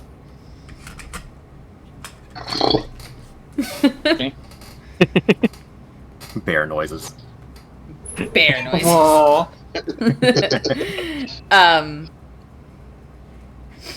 But yeah, the only places that are open at the moment are the general goods shop, the cafe, and the mailroom. The general goods shop, that's ran by the Dragonborn, isn't it? The general goods shop is... Slide over, damn it. Oh. So Max. Yes, the general goods shop is ran by Coppered Scale Dragon. You can just call him Rex because trying to pronounce his actual name is just going to be a headache for all of you. What is it, Ghost? Before we end session here, the reaction I want to get, because I realized there is a deed I set out to do that we never really got around to. Who said we were ending session? Later, before we end it later. Oh. That part cut out. It sounded like you said before we end the session here. I would say within the week you did manage to obtain your menthol gum. Yeah, I wanted us to get the reaction of the teacher. How did you give it to the dean? Because there's a particular way I'm going to deliver it to them. How did you give it to the dean? So it's later on, like his first session there. He spends the morning writing a little note that says, "I noticed during orientation you were a bit stressed. I heard that chewing these helps ease some of the tension." And then he folds the menthol's gum up around the note. And he would present that to them onto the desk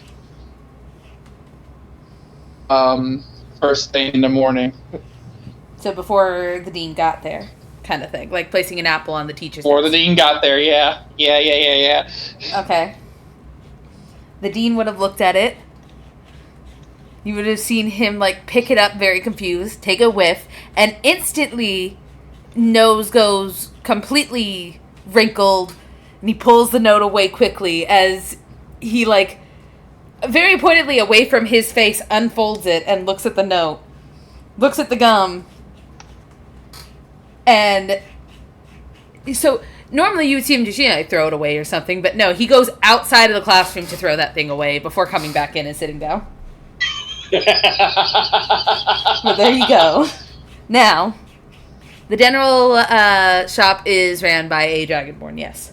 The lights are on. Perhaps we could have better look in there.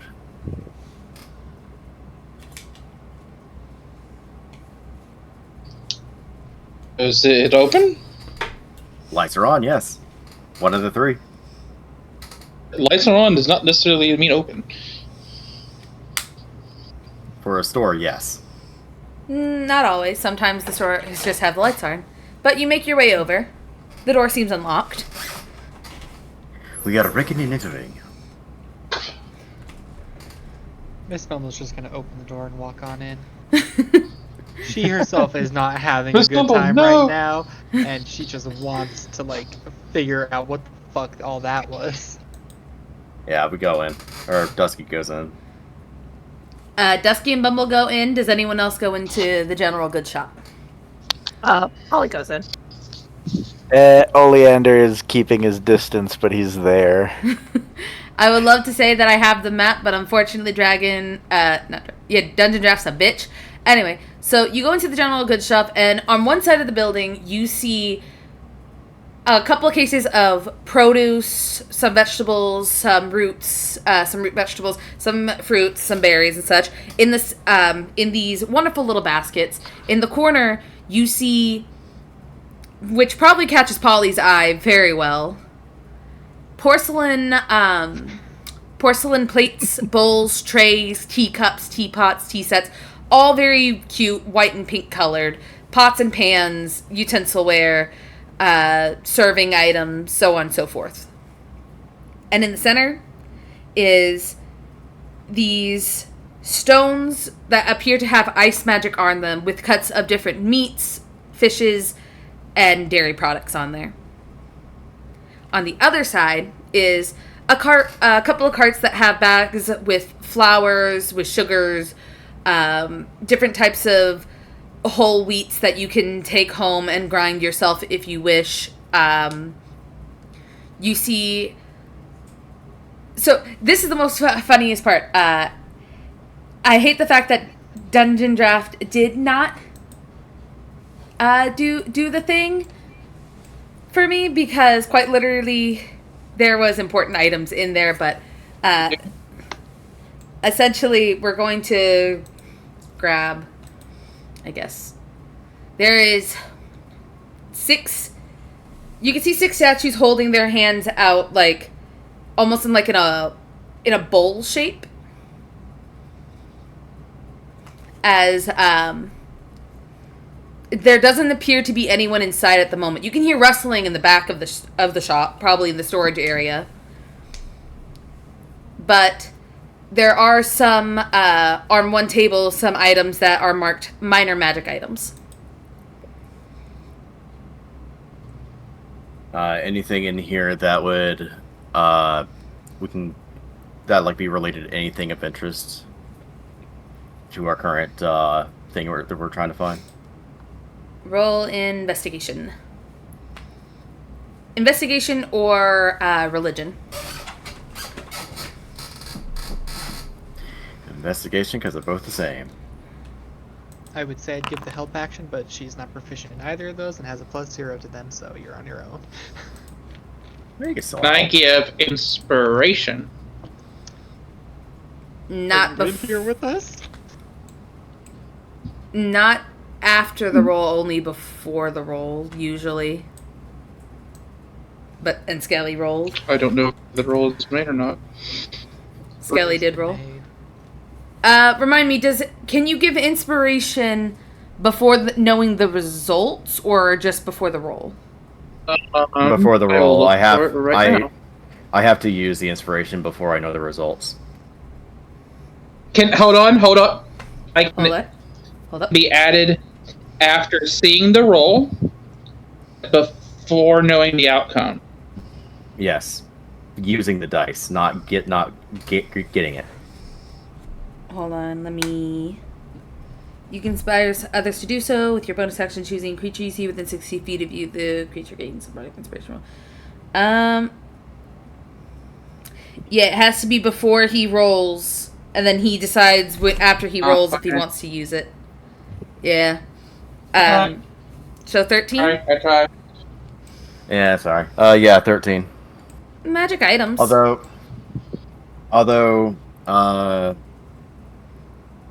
I mean, just because you're not proficient in something doesn't mean you can't help.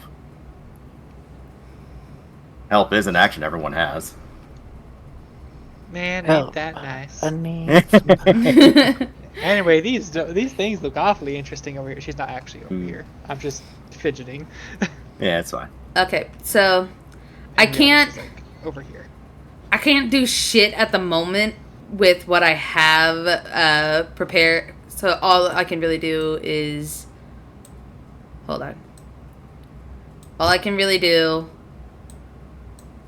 kind of statue-wise, because again, it kind of fucked me over. Because it kept, like, Mello knows the difficulties at the moment. For some reason, both our dungeon drafts, like, don't want to... Fuck this dungeon draft right now. Don't want to seem to want to help us with our maps. It just kind of, Bitch is what it is. Yeah, it's kind of a bitch. It doesn't want to, like, stay open. It will stay open for a little while, and then it crashes on us. But essentially, these circles that I placed in here, you see them all? Uh-huh. Where the tiny circles are where the hands are held in, and then the larger parts are statues of females looking like they're holding bowls, empty bowls. Now, So, like, for instance, this one is, like, facing towards the shelf itself? yeah, the bowl is facing towards, like, the shelf, but the statue's right there. Okay, I just want to make sure. Yeah, Dusky's gonna go and Can I- investigate the statues. What you doing, Try to Elliot? recall.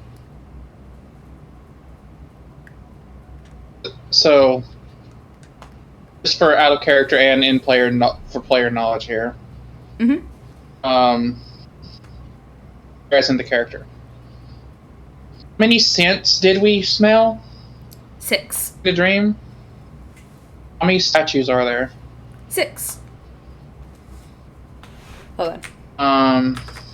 Let me send you a screenshot, Ghost. That would be appreciated.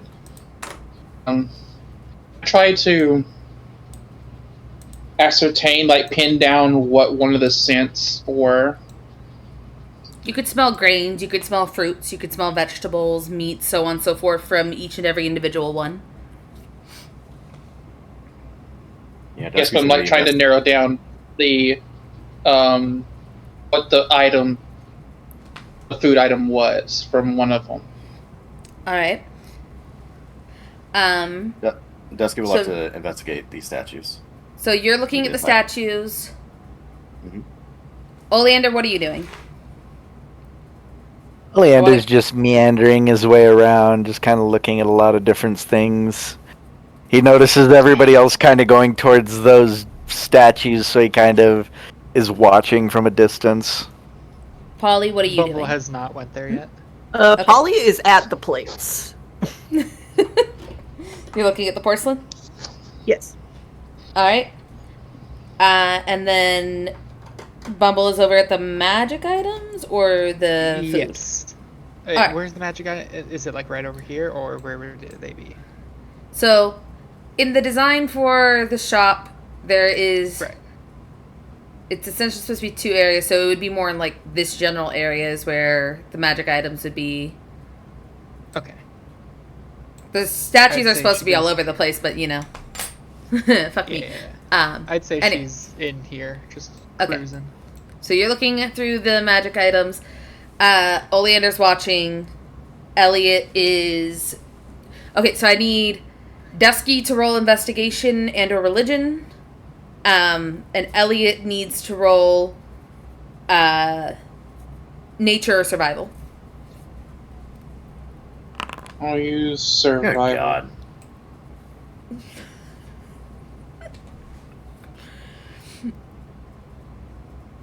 That is a 21.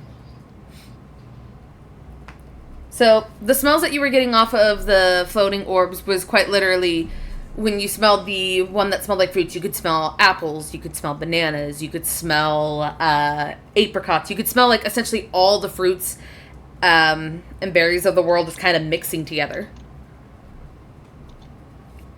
Dusky, you're looking at these. They are definitely female statues. You feel like there's something about them, though. You're not sure what. Yeah, that's why I was trying to investigate and look at that so I could see if, like, Dusky could actually pick up on that connection.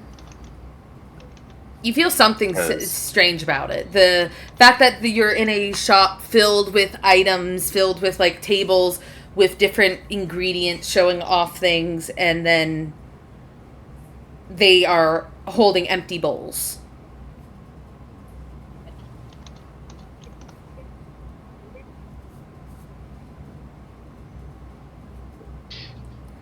Can I try and make a... Could I insight, But see if I can make that connection?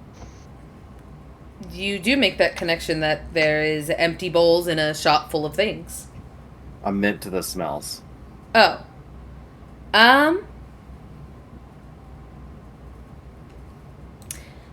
Go ahead and roll insight. Yeah, because I at the very least would like to try to make that connection through this. So apparently, I'm not going to.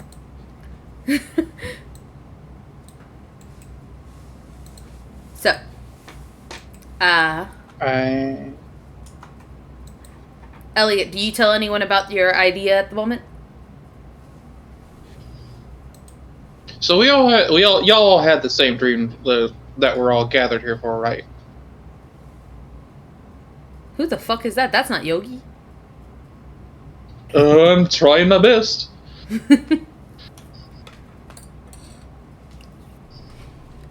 You all hear this. He's not talking quietly.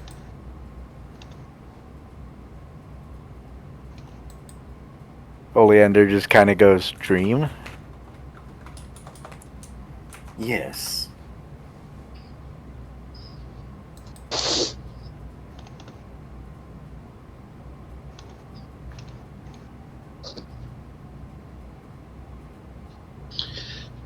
He looks at Oleander and goes, "Listen, I know you want to separate from the group, but I know you ain't that dumb."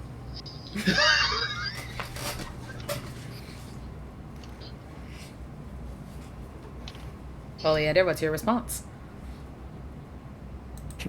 Oleander is completely ignoring. Do not pay him no mind. He feels like he is better than the rest of us. Oh. Which We've is got funny. 6 statues here. And I'll remember the 6 scents that we smelled, the foods, and right. It's... I don't know if they're connected, but it's obviously can't be a convenience that these things are just here like this. Maybe if we tried taking, I don't know, dishes or whatever we smelled during that dream, and placing them in these hands, maybe something will happen. Oh, it's just been coming alive around here. What else could do? When he mentioned scents, can Dusky try to remember what the scents were?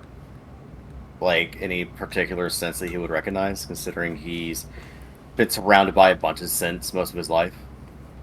So the 6 scents all of you smelled was sweets like pastries, cookies, cupcakes, candy, ice cream, stuff like that. Another So it's one nothing was... specific. No, they're not really specific, but you know that it is... That one of them smelled like sweets. Like fatty foods, oily foods, stuff like that. The other one smelled like red meats, poultry, fish, stuff like that. The other one smelled like cheese, yogurt, and milk. The other one smelled of fruits, apples, bananas, oranges, so on and so forth. Vegetables, and the last one was grains. Pastas, breads, cereals, stuff like that.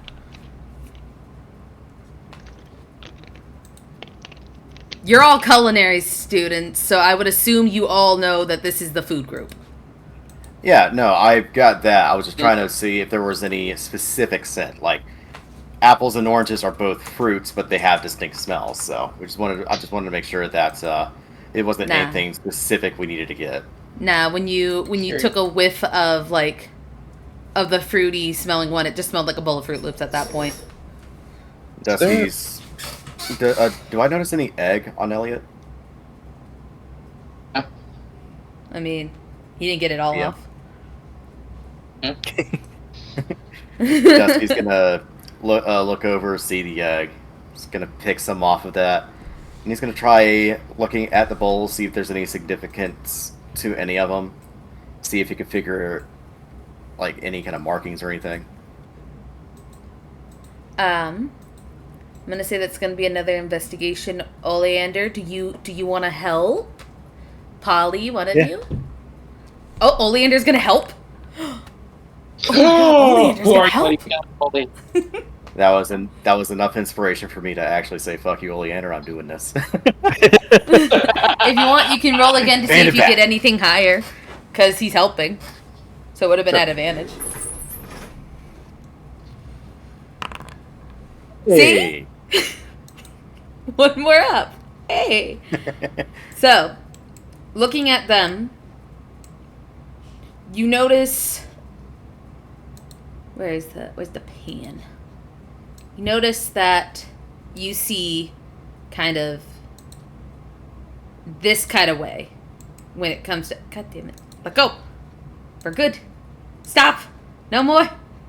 Oh god, it deleted. No Hi! moss. No moss. No moss. Ayúdame.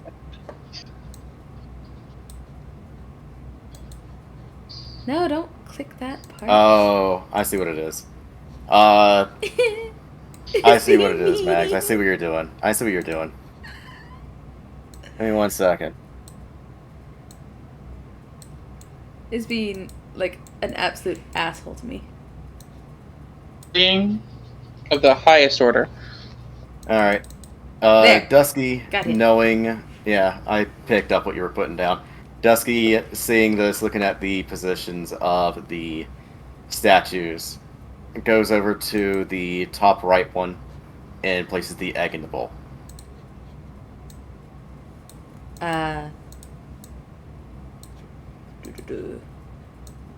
This one? Yep. Alright. While you're doing that, Oleander, what are you doing? Yeah. Oleander is gonna go and investigate a few of the statues. He's Well, gonna see what everybody's doing and looking at them and all that good stuff. Alright. Well, you have been hearing them talk the whole time about putting stuff into the bowls. Do you want to put anything into any of the bowls? Gonna stick them in the bottom left one. What do each of the statues look like again? They look like females in very plain tunics, holding their hands out as if they are carrying a bowl, but their hands are empty. But they all look the same? They all look the same. You notice that they're in a pyramid form, and you are in a shop filled with all manners of food. He's gonna kind of look at them, think for a second, and then turn a little bit and go, "You, the wheatling, come here a moment." Dusky's immediately gonna watch this. Oh, thought he called her a weedling, and I was about to Wheat. get offended. And then my brain was like, "No, he said wheat." He kind of looks at her and goes, "Is it me, or does this resemble that food pyramid thingy?" You know, it sort of does, yes. Kind of nods a little bit and goes, "May I?" And like kind of reaches out towards her wheat hair. Oh, yes. She plucks one out, hands it to him. He takes it and he puts it in the bottom one. Alright. Polly, are you going to put anything in any of them? Well, we've got egg, wheat,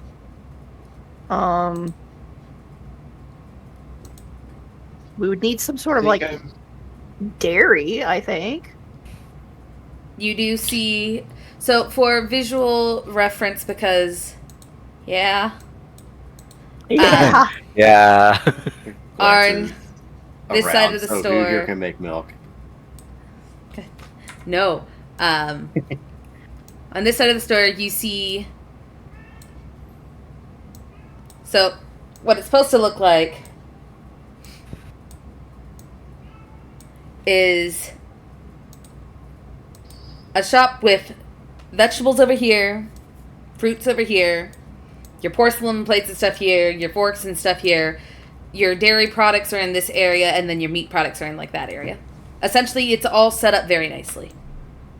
Yeah, so she gets a little container of milk and goes over to the one where it requires like dairy or some sort of liquid, and the shopkeeper's here, right? Y'all don't see him? You essentially just entered into the store, saw no one in here, and started perusing. Well, she's gonna open it up and pour it into the bowl. Okay, you pour it into there. Signora Polly, Yes? you still have some of that gum I gave you. See? Oh, that's back in my room. That's quite alright. There's likely gum here anyway. Joke's on you, they ran out. Elliot, are you doing anything? So, I have a question. What's up? Are the statues positioned in any particular order, like into the triangle, like you said, or are they just stationed randomly around the store? Hold on. So, originally they're supposed to be stationed randomly throughout the store, but if you look at the position, you will see that they are in a triangle format. Here's an updated picture. My bad, I forgot you can't see Foundry. Oh, you're good. Just Bruh, out of nowhere, It's I just hard got to hit with the biggest EPs. We haven't even done combat yet. I know, I'm so tired. We don't need to do combat. It's fine. Then you don't This is level up. Anyway. We'll just level up from this. It's fine. Yeah. Yeah. It's a puzzle. Anyway. It counts. It's Level up from experience. pouring milk in a bowl. It's fine. would like to. The player me knows a little bit about the pyramid. I make an intelligence check to see if he would know the positions of where everything would go. Sure, intelligence or history. Like a straight intelligence or a history check. We'll do the history because that gives me a little bit something else. Could it also be survival? No, because I wish that survival was you don't said. really tend. You know that there is the food pyramid, and obviously there's the bread, there's the meat, there's the dairy. You can't recall which one is fruits and which one's vegetable between your left and your right of the hands. And survival, when you're in the wilderness, Skelly, you don't give a shit about the food pyramid. Your mind is on surviving. Yeah. Well, it's not just the food pyramid. Or it's not just surviving for survival. It's also understanding your own nutrition. At least that's what the argument I would make. So how I'm going to help out is this. All right. Are there any particular? Shush you.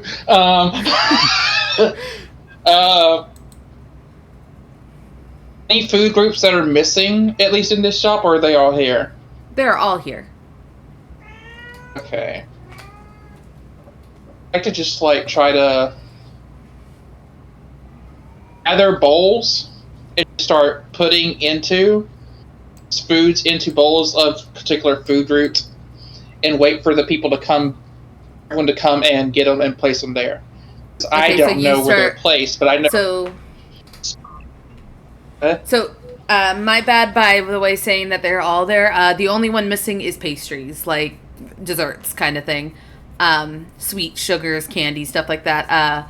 But you grab a fruit and you grab a vegetable and you walk over and you hold it out to, who do you hold it out to? Do you hold it out to Polly, Oleander, Dusky? Hold it out to whoever comes there first. Well, Dusky is going to go grab some gum. All right. And put it in the bowl. Because gum Which bowl? is a sugar. The sweets and fats. So the top one? Yeah, sweets, oils, fats are where that would go. And gum is a sweet, so. Yeah. So, Yeah. you do that. Polly and Oleander, you grab the fruits and vegetables? Yes. Yeah. Bunny, what are you doing at the moment as you're looking over the items and you kind of see everyone doing these things? And I can hear everything, right? Yeah, you're still in the same vicinity of them. You got the message about what she'd be picking up and whatnot? Yep, I'm grabbing the information on them because they have little tags on them. It's not going to be randomized where it's like, oh, here's minor items. No info on them. Yeah. So,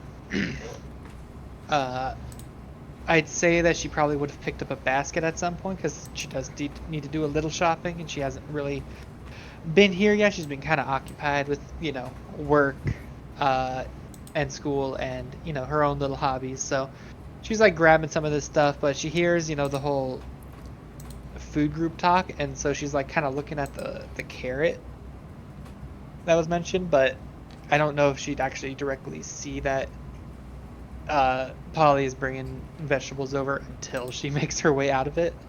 You start walking out with the carrot, smiling like, oh wait. I can help. Oh. They got that one already. Polly lifts her up and lets her put the carrot in the bowl. Okay, yay. She helped. She contributed and she did some shopping. Well, Takes a she bite hasn't out of the paid for carrot it yet. first. Nah, she would never. Not if this seems to be a very dire situation. God, watch this just be some sort of elaborate way to like do some self-destruct sequence because some major secrets. God, that'd be so sad. Anyway, she's gonna put the carrot in. We get Nog again. This is just the D&D equivalent of the Nostromo self-destruct sequence. Very quickly, was you said you're working on the descriptions. Do those include the prices? They will. Okay. I just want to make sure because she don't plan on walking out of here without paying this stuff. You totally plan on walking out of here without paying. Man, she had a heart attack when someone shot her, even though she wasn't the one causing it. She is the last person in this group to be doing anything illegal like that. So, everyone places the items in the bowls, and you can see as you finish placing the items and you all kind of like back up, keeping your eye on everything, you can see the statue start to shift. They all begin to very slowly turn, and they seem to be going underneath the ground. Our parents are just waking up, looking out to see the skull off in the distance.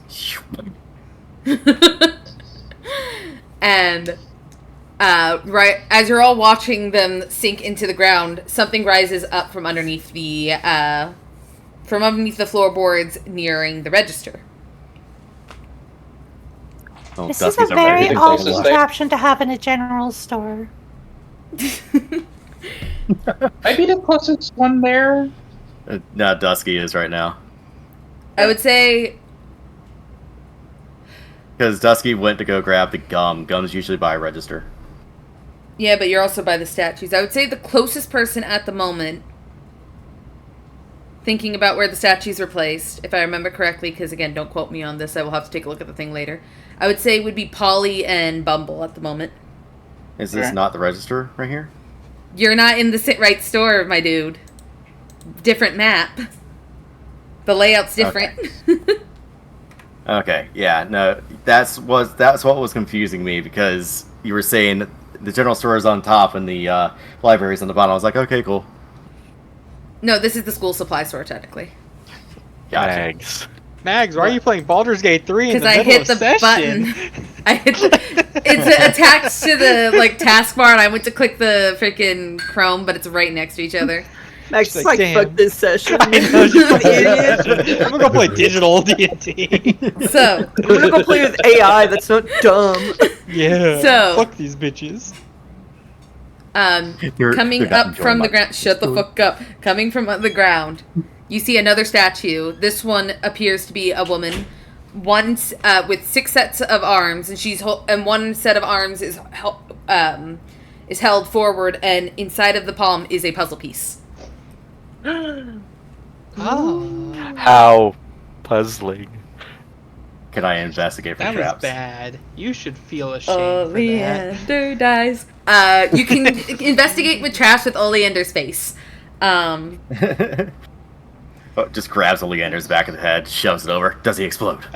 This is the one that's by me and Polly, you said? Yeah. May I do an Arcana check on this? Make sure there's like no weird magic floating around it. So, Dusky, roll sleight of hand to check for traps. Polly, roll Arcana. I'll take it, sure, sleight of hand. 23. Damn. 5. I am good at this, guys. 23. To me. 23 with a 23 Polly. That's not just a 5. That is a natural 1. So, Polly, as you... Skelly? I'm sorry. Why don't you let me give you inspiration, you bitch? I mean, I said I want to check for traps for like the past a minute or 2. So, It's been like 15 as you reach forward and you're checking for traps, Polly, you're looking around. Your eyes are like focused, and it's a little too late before Dusky can see it. Polly, you see runes start to glow. Dusky, I need you to make a dexterity saving throw. Can I cast Dispel Magic in response? At which, what level? 3rd level. Go ahead and make a roll. Add your intelligence. Well, it's not a roll. It just if it's 3rd level or lower, it just ends. If I it's think she's higher, asking and telling you that it's higher than 3rd level. Bila. okay. Yeah. It's definitely higher than 3rd level. Intelligence check, you said? You will roll essentially, yeah, it's an intelligence check, I believe, because it's a D20 plus your intelligence modifier to try to get over the spell. Make an ability level. check using your spellcasting ability, DC 10. My spellcasting ability is Wisdom. Then I'm a add your cleric. wisdom. Okay. That's a 13. It does not. DC 10.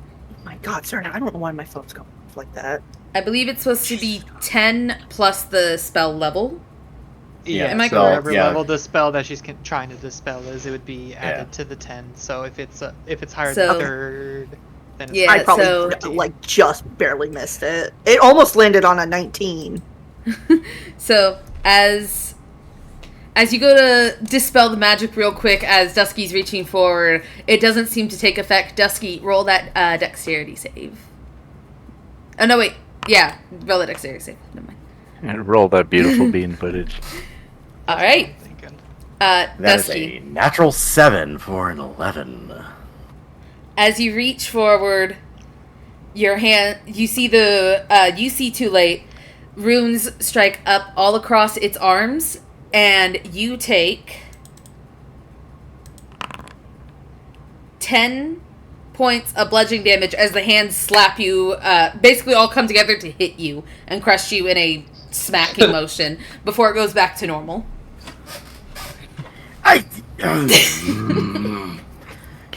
You can see Folly's there. She could see like his irises are kind of starting to go to slits as he's getting angry.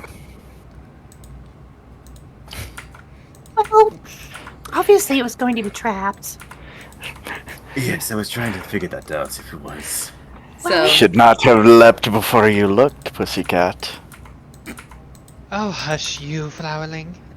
Yeah, Dusky. She's going to hand you the last remaining 8 good berries that she has, because she only fed 2 to Elliot. She's going to hand over the last 8 so that you can eat them. May I do one more Dispel Magic? Well, I have 3 more. Dusky was going to say something in response to Oleander. go ahead and respond. Go ahead and respond real quick. Okay.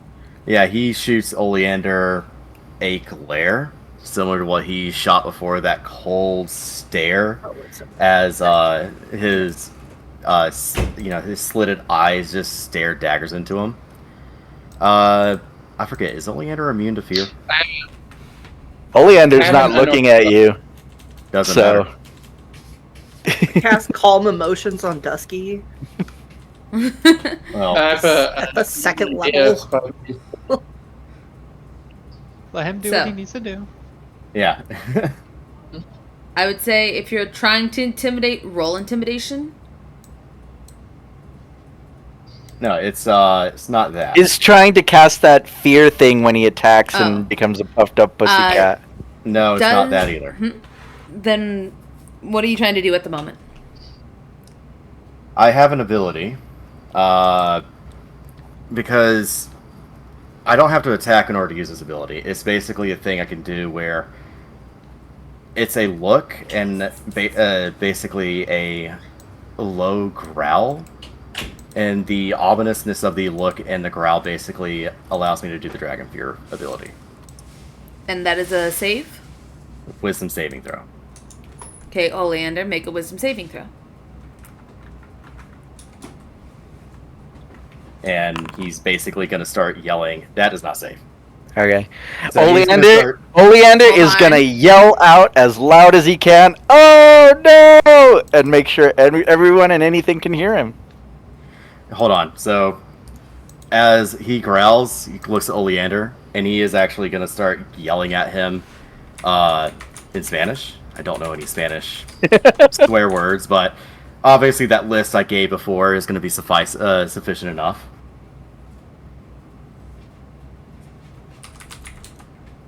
I'm definitely So- casting Calm Emotions. Yeah. For the next minute, you are afraid of Dusky. Okay, Oleander leaves. Okay, Oleander starts heading out after the unsettling look, he walks out. Now, go ahead and cast your calm emotions. Oleander, not Oleander, Dusky, are you resisting? No, he's not. You begin to calm down. Yeah, he recognizes the presence of Polly, and it helps him calm down. Looks to her. She's Right. giving him a very not impressed look right now.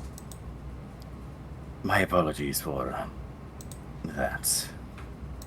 Don't apologize to me. Go apologize to him. I have tried many a time to work with him to try to extend the olive branch.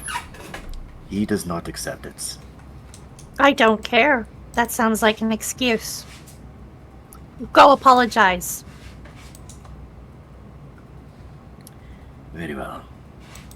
And he is going to turn and walk after Oleander. All right. Before anything happens there, Bumble and Elliot, what's happening right now with you two? I had an unorthodox idea of how to get it out of the thing. All right. How big is this new statue here? The new statue is about. It's roughly around your size, with 5 arms sticking out like 5 sets of arms sticking out like wings, and one holding the item out to you. Oh, fuck, I can't cast. This is so dumb. It would be so funny if it works. I would like to try animated performance. Wait, this would be a magical item, wouldn't it? This would be yes. Never mind, that would not work. It would have been so funny if it did. Hey, Elliot. Hmm? You're a fast guy, right?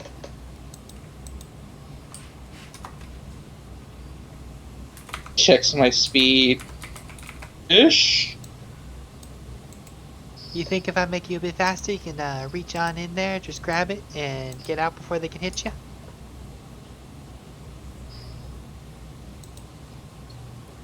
I can most certainly try. In that case, she is going to gently touch onto a non-ached area and she's going to cast Ward of the Season onto you. She's going to wrap you around with summer, so you will be surrounded by tiny motes of light while it is in effect. Your base speed will increase 10 feet. It's going to technically last for 7 hours, but you can choose to lower that duration by 1 hour to increase your speed by 30 feet instead of 10.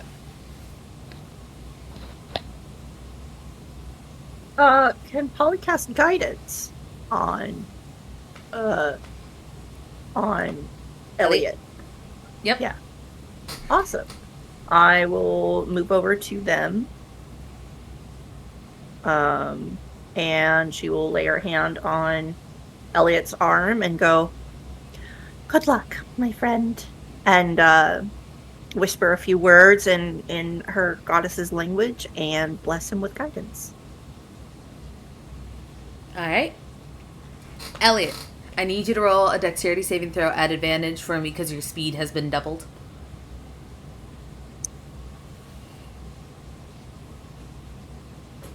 Or not. Okay. No. Elliot was like, no. For I guess- those who are not in the Discord call, we just heard "da-da."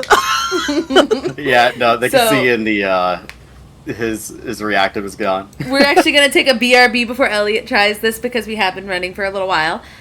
Be right back. Okay.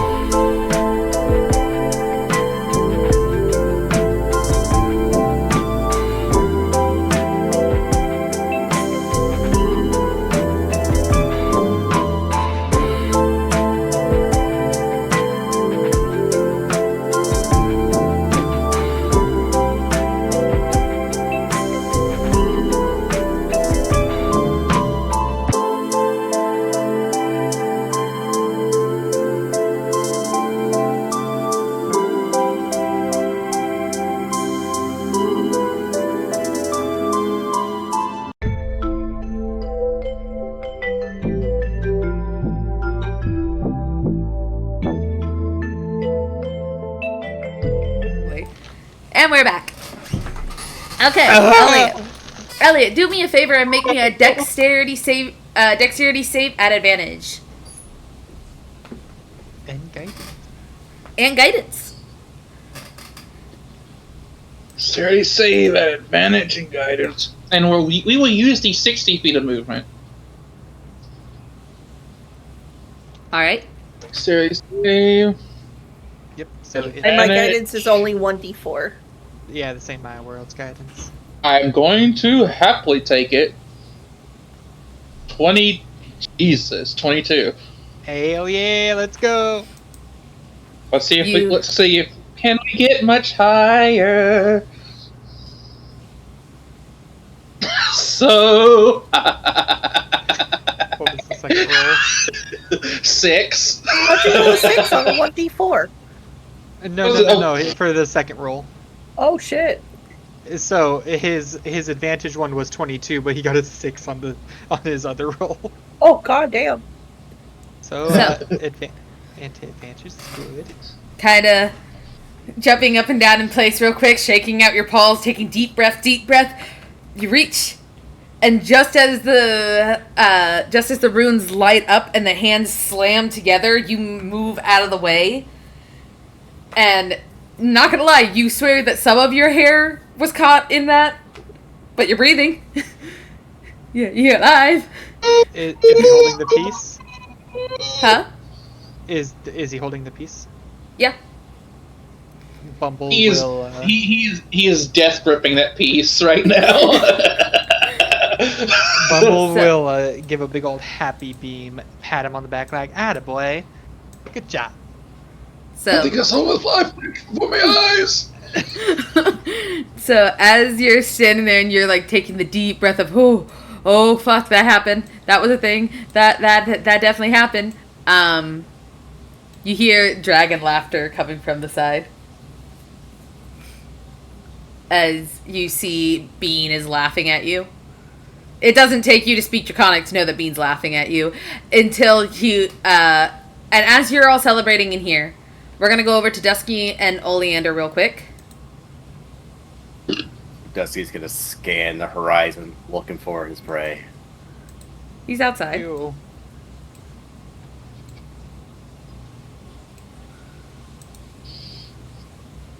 Oleander? Oh no. Matt? Frightened to death. God damn it, Dusky! Oh my fucking god, he fucking dead. Dusky looks at the wilted and curled up little Oleander and says, starts kicking a little dirt on him to start kind of burying him a little bit, like. Oh no, He's lost anyway. It's not Oleander anymore, it's Lavender. Damn. Matt, are you there? Are you muted? Did Matt leave for BRB and not come back yet? I shat in your bath. I put spit dead in mice your in general your pillow. direction. I may have put your pillow in the oven so it's gonna be warm when you lay on it. That's fucked up. Maybe. I guess celebrate a little bit more. I stole your signet ring. That was loud. I know. It was meant to be. So loud. It was meant to be loud. Here, I'll put it in player chatter. Have a picture of Michi being photogenic. We get a second. Photosynthesis. Photosynthesis. She's so photogenic. There's something else that I realized that all of us kind of ignored. There was rummaging in the back room. Yes, there No, is. I caught that, but yeah. Everyone kept talking and I couldn't go check it out. So, celebrating inside all of you. Matt, let us know when you're back. I don't know if Maddie can even hear. I'm just gonna. Someone call his phone. I don't have his number. Let us know when you are. I just have his address. We gotta call Corgi. Yeah, Corgi has Or his phone. Tulfi. Does Corky yeah, I have his guess phone we- number? I thought Corky only had his Discord and stuff. What's the difference? Y'all can just call him through the Discord. Anyway, so nothing's gonna happen immediately because these people are sitting outside talking. But Oh, you bitch! But oh, you back? I'm back. Yeah, immediately right after you sent it. Nice. Okay, so cool. So you two have a conversation before what happens. Oh no! Every time he tries to get close, Oleander's gonna walk away. He's still afraid of him. It only lasts for a minute. Yeah, it's been probably less than a minute since you got out Yeah, there. at the moment it hasn't been a full minute. So you walk closer and Oleander just like takes another step back. Oh no, he's going full. He's walking away, like full on. Dusky Okay. is gonna heave a heavy sigh, reach into his pocket, pull out a pack of Marlboro Lights, pops one in his mouth, lights up, and he just keeps walking as he walks towards him. So you get about up to here before you hear a lot of sounds. No. His ears perk up. Both of you hear as everyone inside, you see the statue because it is in charge of keeping that item. Oh no. And you didn't exactly, dispel it or turn it off or do anything like that. You just kind of took the item out of its hand. God damn it, Noah. Stop. As you see the item begins to crack, and as it's cracking, its hands start moving in... Huh? The item or the statue? The puzzle piece is cracking? No, the statue is cracking. Okay. I was As gonna say, the statue- oh! You fucked up the whole game. Congratulations. As you look at the statue begins to crack and the arms begin to contort in very creepy ways. Okay. Um, Can I get one thing out of that then? sure. What is you three's reaction, real quick, to what's happening? Run! About 5. That's it. Runs. Okay. Bro, I'm casting Spirit Guardians. There was that guy. There was rummaging in the back. Oh no. Oh no. Oh shit. Miss Fumble is immediately set with the dilemma. So, as that happens, Yeah, I was gonna ask what Dusky- is y'all's reactions? Dusty looks back, sees that happening. He takes a hard tug, flicks it off. Big old puff of smoke as he looks back to Oleander. Fight if you want, otherwise stay out of our way, coward. And he runs back. 15. Here's another question. Yeah.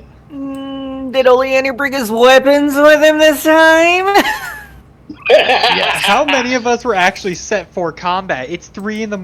We all went out to go take a stroll. That's Yeah, the great that's thing me. is I don't need my weapons for combat. Okay, well neither do I. But what about our 2 marshals? Yeah, Two- Dusky does Fools. carry his weapons with him. He's a street cat. He's always armed.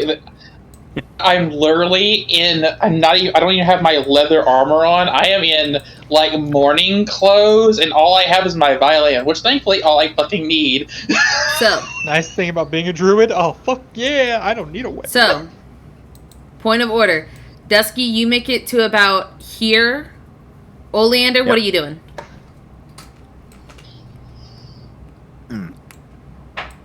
Well, Oleander. Let me see here. I just gotta check one little thing real quick.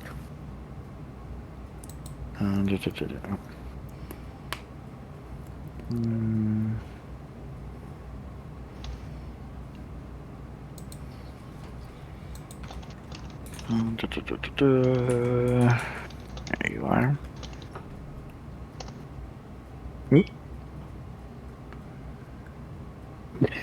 That that zoomed us all in over there.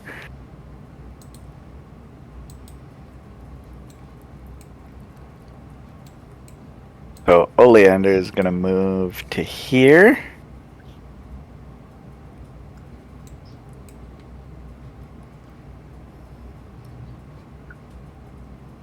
And let's see here. So ranged attack. What? Oh, no. Where's there you are. Does a 16 hit your AC? Whose? Yours. Mine? Yes. 16 does not. Just barely misses. Did you remove your armor? Because you don't have your armor on. You have your running. You have your running clothes. So here's the thing. Dusky is always armed. He's prepared, but let's see. Armed and prepared, but you said you got into your exercise clothes, which is not armor. So But he you are has flat-footed. Hold on. He has leather armor and a shield. Considering how he prepares himself, Mags, would you say that he would put the armor underneath because he's always prepared for something, but leave the shield behind? I mean, that's how Brooke goes. She wears leather armor underneath her clothes. Yeah. That's Like, how you Bumble can- does it as well. Yeah, that's kind of how like outfits go when it comes to D&D. Leather armor tends to go underneath normal clothing. So, yeah, because he doesn't go out without having some protection, some self-defense on him. What is your would AC? Their AC currently with the shield and leather is 17. You wouldn't then have your shield with you said. Yeah, I would basically ask if you'd be alright with the leather, but leave the shield. Yeah. Alright, then he does hit. My AC is now 15.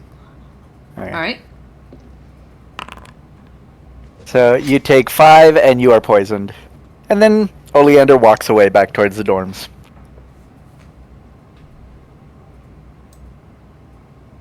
All right. Or Oleander leaves the area. I'm going to say this right now. Your dick measuring contest is frustrating. Anyway. Hey, he Combat's gonna started it, so. Combat's going to start. As the statue begins to crack more and more and more as dough-like substance starts leaking through.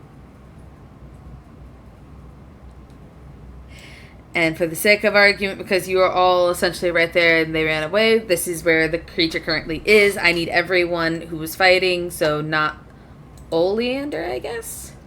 Yep. Quick question about To the roll poison. initiative. Is there a saving throw for the... Bean. Is there a saving throw for the poison? You are poisoned or you're nauseated for 1 round until you do a Constitution saving throw. So Alright. for the first round, you will be... Oh my god, Bean, why did you get so big? I know. I was Yeah. like, the bean has emerged.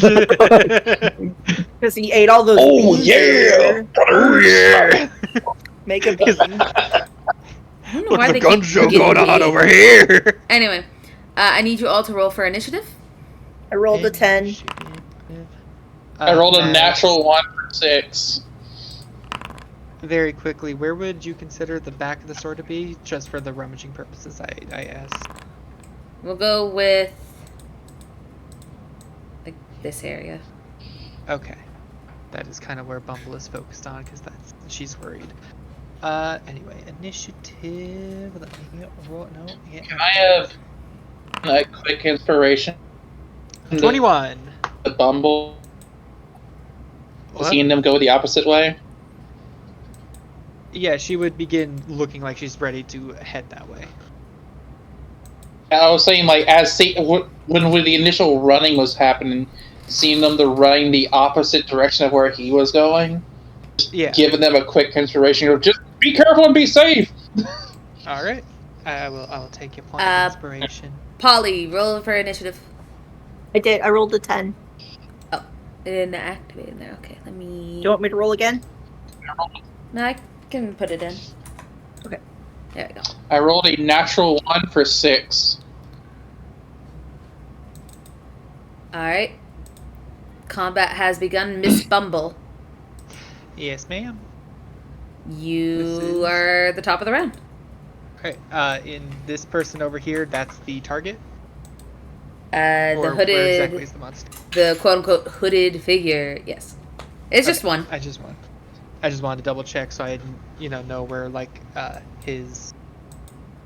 Make sure I'm not getting hit as Miss Bumble is going to see all of this happening. She's going to turn to Polly and Elliot. Can y'all hold this off? I want to go make sure if there's a person in here that they can get out safely before, they get caught up in all this. And I'll do my best. Also to apologize for the potentially big mess that's about to happen. So she will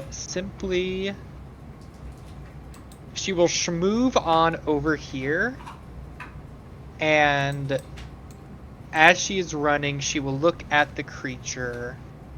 Looking at my spell list, considering how many slots I've used so far, she is simply going to... A good number of, like, the furniture in here is wooden, correct? Yes. Oh, Jesus Christ. She will simply... She's gonna cast Scorching Ray at 3rd level and send that the creature's way to see if she can get a little chip damage in, as she's gonna be basically spending this round and probably her next round making her way over here, but she wants to help soften it up a bit for them. Why the fuck did you do that? Anyway, Scorching Ray? Yes, ma'am, at 3rd level, which should be 3 and a 3rd, so it should be 5 level, or 5 rays exactly. Is there any save? No, I have to make a range spell attack rolls against it. So I will need to make 5 of them to see how many of them hit. I will turn on my camera so you can see. I will try to adjust it a bit more so that desk. So I have a +6 to these. Just gonna keep that in mind. First one is a 4. That's gonna be a 10. Miss. I figured as much. Second one, 17 +6 for a 23. That does hit. Okay, so that's 1 hit. 16 +6 for a 22. That hits. Alright. That is a 19. I almost thought it was a 16, but that's a 19 for a 25. That hits. I got 1 more to roll. Yes. And a natural 20 on that last one. Nice. Hell yeah. Totally a miss. Okay. Well, sometimes you miss and you win. Alright, let me bust out the pineapple dice for these damage as well. You hit it so hard it circled back around to a miss. So, out of those 5, 3 of them are normal, and then 1 of them's a crit, and for your crits, we're doing double the dice, yes? Yes. Okay, so I will roll for the other ones first. I believe, let me just double check for the damage on this. It is just a flat 2d6, okay. I will go ahead. So, that is 6 and a 5, so 11 plus 6 and an 8, so 11, 14, and an 8 and a 5 plus 13 for those 3 combined. So, what's the total? It should be 11 plus 15 plus 13. Let me just pull up my 39. Thank you. You're so kind.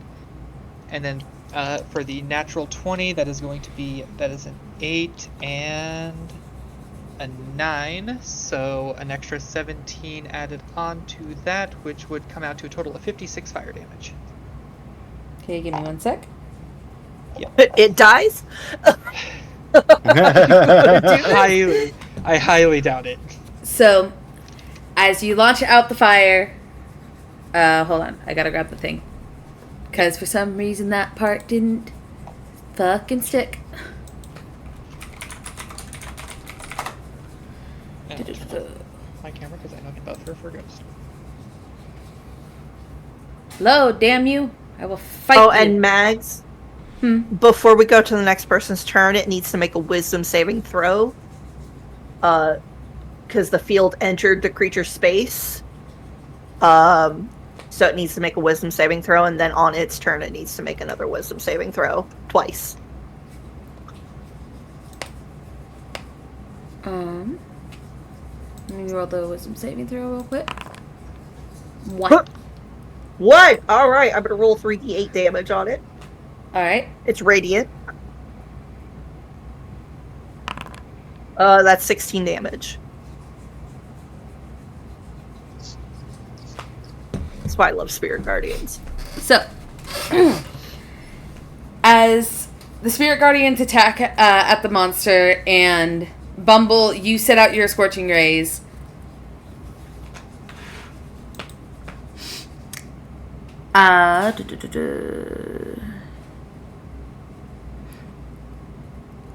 It goes from 130 hit points, minusing I'm out supposed to know this. minusing out 128. It's looking like it's pretty much dead. Cause It's weak to fire, isn't it? mhm. I'm sorry, Max. I'm sorry, Max. I'm sorry. It wasn't meant to be a long battle at all. I know, but Quite literally. I'm sorry. That's rough. No, when you said Scorching Ray, I'm just like, oh, this is gonna be funny. And when you said Nat 20, I'm like, oh, this is gonna be funnier. Oxera looking at Needles contorts its limbs, looking like this big bad motherfucker. Oh god. Does she have a... I'll look and see if she has a bonus action real quick. I don't think she does. Well, she has some. Oh. Wait, but that's nearby me, correct? I think that's only... Yeah, I have to use... Okay, no. Nope, I am good. I will pass my turn. Dusky, it's your turn. Dusky comes running in. Ah! Kills it. No. Maybe. Yeah, he's gonna run in to here. At least they didn't heal it. 15. See the situation. He pulling at the blades. As it's gonna be running up. Matt, remind me, what all effects does your poison do? You get disadvantage on attack rolls. Really? Yep. Okay, that's gonna be awesome. Let's see. So you get there normally, cast feline's agility. It's gonna come up to it. Well, actually, before I do that, Okay. what does the situation look like? Because, like, you know, I could probably tell this thing's nearly dead. Burnt bread. The smell of burnt bread and burning, some burning wood is filling the air. Alright. Then he sees that it is within the circles, or the Guardians. the Guardians.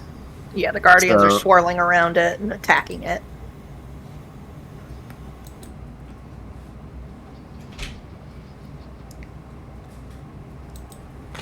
Alright, instead of going towards it, he's going to go up next to Polly.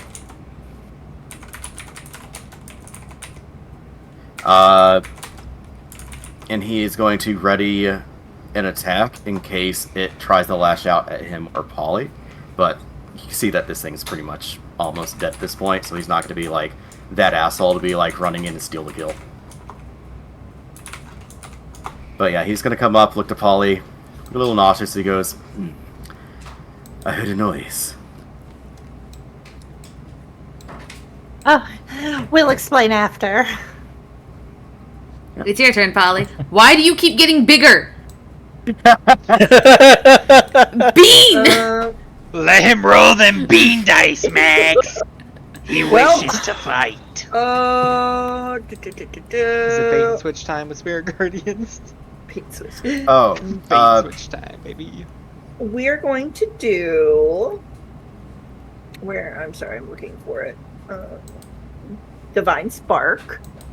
And I'm going to force this creature to make a DC 15 con saving throw. Con? Con, yeah.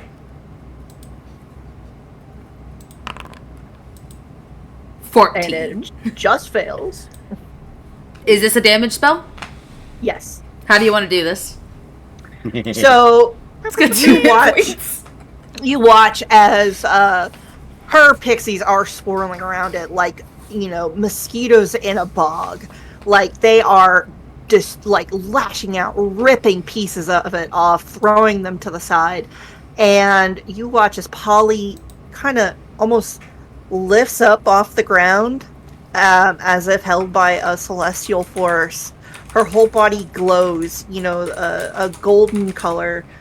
And as her eyes take on this, celestial glow, she speaks out words, and those words turn into sparks of light that shoot towards the creature, and hits it for 10 damage. Yep. And it dies. That's the way the cookie crumbles. Hey, Bumble sees this thing die, right?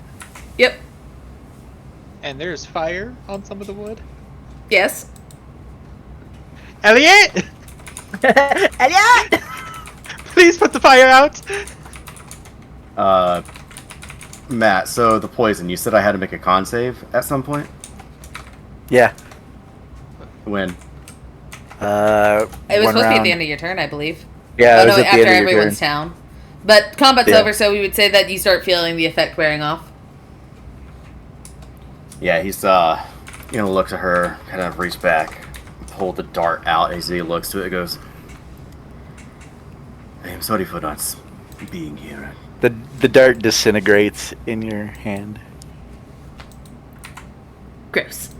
He looks a little shameful, but he looks to her, gives her a smile. That was most impressive, Miss Polly. Thank you.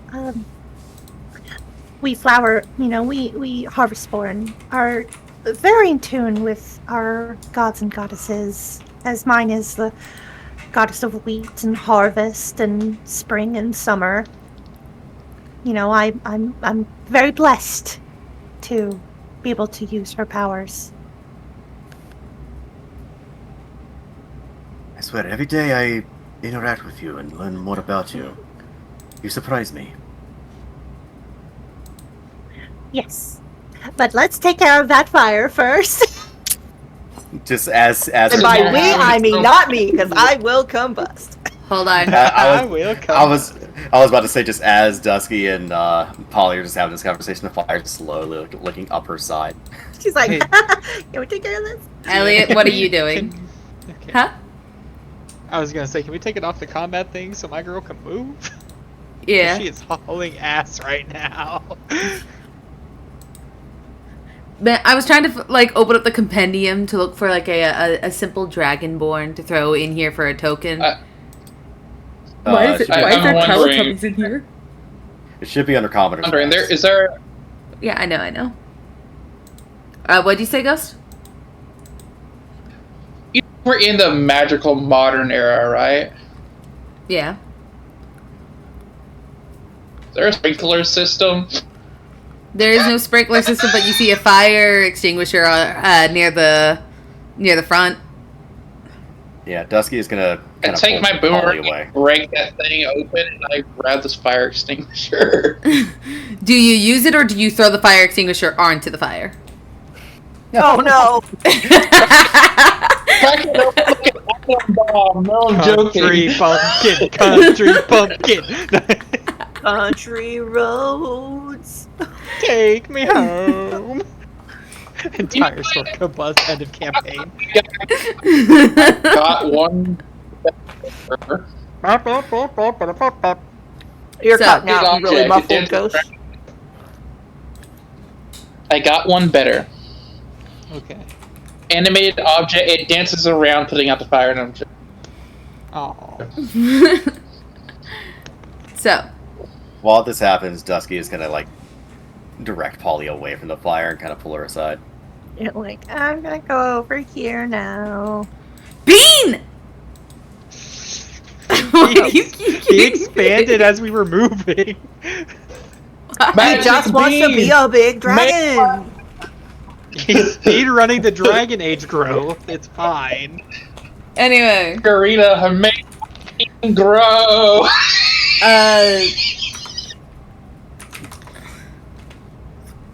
Bitch. I shrink you. Even smaller. Tell me, Bumble, are you? Bro, she's hauling ass to wherever that wrestling was coming from to to see if there was anyone here to make sure that they are okay. Okay. She was basically heading towards the wrestling that was sound when we first walked in, as if there was someone else here. She wants to go check in on them because originally she didn't think that she was going to be ending the combat that quickly, and she just wanted to make sure that she had a way to help them get out because she doesn't want any innocents to get caught in this fight. You head in and you see a dragonborn. It looks like a very very young, probably just recently got out of college kind of dragonborn. Headphones on, kind of dancing a little as they're grabbing stuff and stocking shelves in the back. God, is this like that Stan Lee cameo in the Spider-Man Homecoming movie? No. Yeah. Totally. Mr. Dragonborn, watch out! Oh no, he's got his AirPods on! Oleander, roll me a strength real quick because I want to see if you can get the attention of the teachers at their place, considering it is very early in the morning. Yeah, nope. What do you mean? Wait, what do you mean strength? You're knocking. Oh, He's too okay. polite and well-bred to knock any harder than... You're lightly tapping I as don't you knock like the term so- well-bred. I mean, he could also use his phone. True. He has all But the you said you teachers were on running speed to dial. go. You said you were running Yeah. to go see them. So if you You want, said he's making his way over there. Yep. You knock No. on the door. Nothing. Yeah. Do you No, call if you him? want a, Yeah. I was gonna say, Mel, if you want a better term than bred, we could just basically say better cross-pollinated.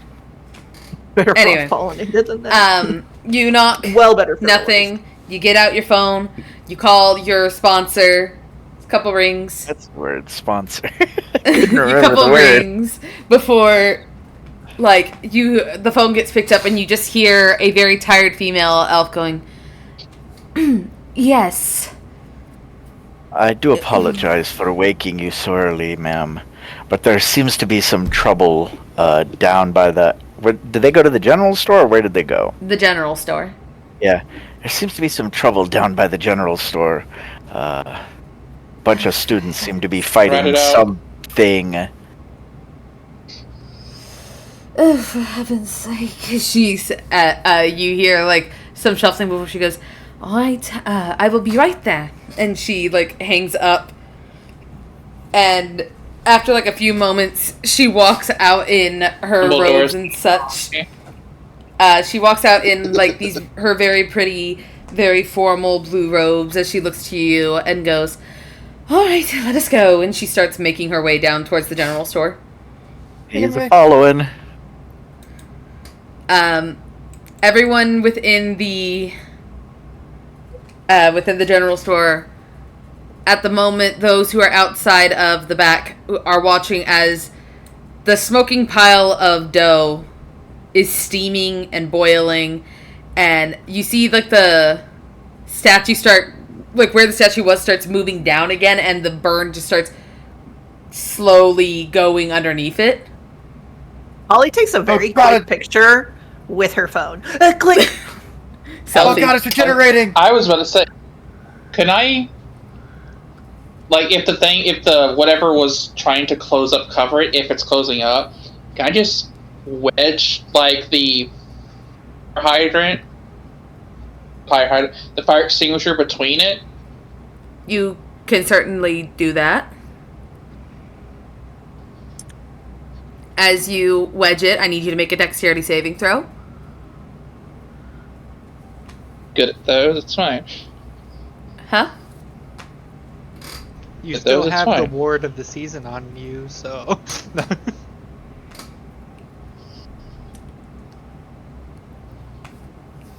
Oh, I can change it for him.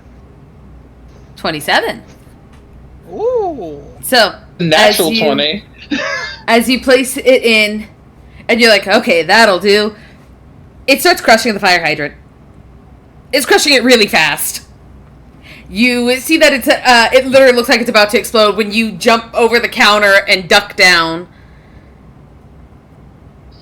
Polly, Dusky, I'm sure you're probably ducking too as you see this. Yes. She Yeah. grabs Dusty and moves behind this shelf and ducks down. Yeah, same. Dusky grabs Polly and jumps over as well. They just grab each other. And just Oh, the fire! If the fire ain't out, it's about to be.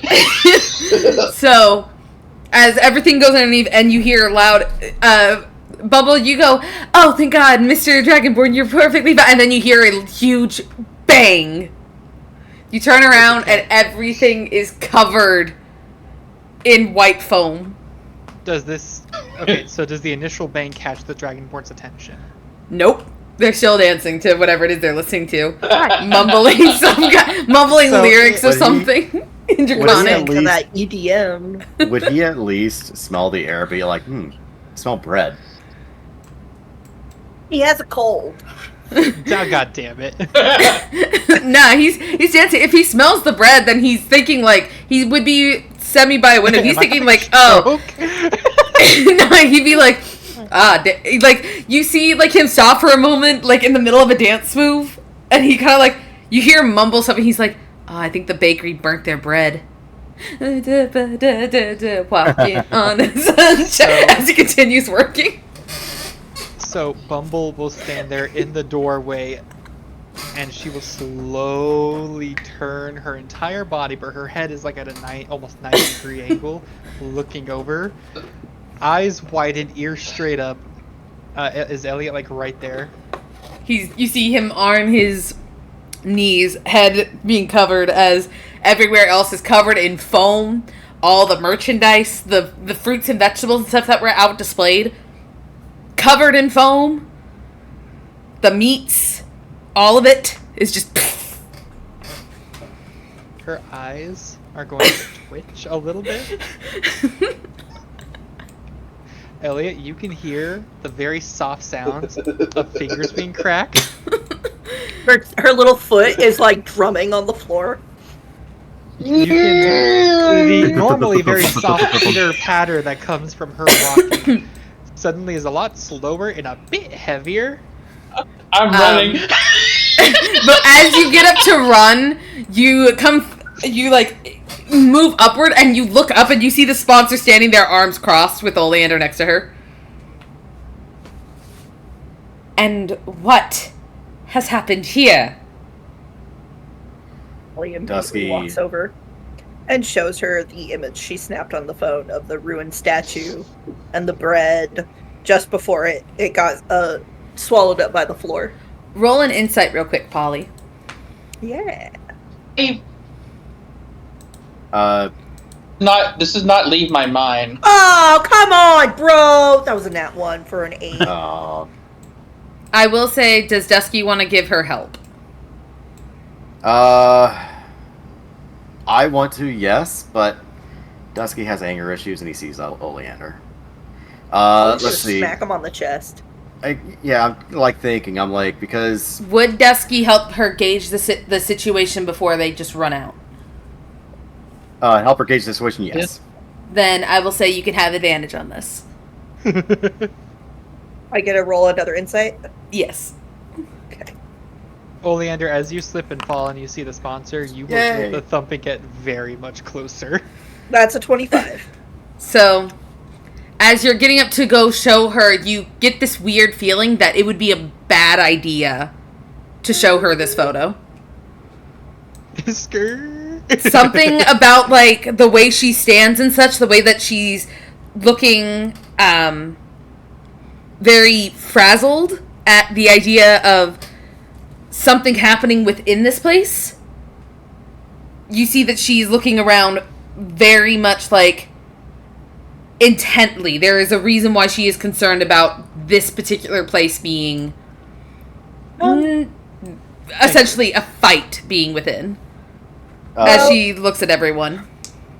Can Dusky do something? Depends on what it is. He is, as soon as he sees Oleander, wants to get angry. He wants to arcane rage thing. Yeah, you see the fur kind of start standing on end as a low growl starts coming out of his. Actually, no, I'll save the arcane rage for now because this is one of those things where it's like he sees Oleander, he also sees the sponsor, so it's not going to go that far, but he is definitely angry. He's going to stand up, eyes slits once more, and he's going to start walking forward and kind of yell. So I see that you are. I see that you have returned, backstabber. He utters one sound, looking at Dusky. Just. No. Polly, she's trying to she's not great at lying, but she's trying to craft some sort of plausible story in her head. There was a small incident. Part of the counter caught fire. Are there any candles or anything on the counter? There's candles within the general goods store, yes. Anything on the counter's been blown off, beside for the register. I may have lit a candle and knocked it over, and Elliot, being a dear, went to get the extinguisher because I panicked, and I think the extinguisher was faulty because it exploded as soon as he used it. Roll a deception. Alright, I only got a +1 in this. 17. Let me look at her sheet. Which monster is this? This is Ivy Argonite. This is Dusky and Oleander sponsor, the high elf. Ah, the prissy bitch. Got it. Yeah, as she looks at Polly, and you see her look over at all of you, and her eyes stop on the bunny that's looking, that's heading over to the bear who's on the ground at the moment, looks towards Dusky, staring daggers at this bear. Looks at Dusky and goes, "Did any of you get hurt?" See. All right. He's staring right at Oleander as he says that. Who here is hurt? Raise your hand. I'm not injured. I don't think Elliot and Miss Bubbleflower are injured. Oleander, are you alright? Oleander nods a little bit and he goes, "Oh, I am fine." And of course you would be fine. As a little bit of roleplay, I would like to tap into our Harvestborn telepathy. Alright.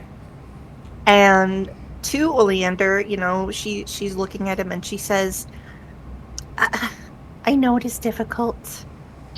You come from such a high upraising, and it is difficult to be around people who are not of the same status as you, but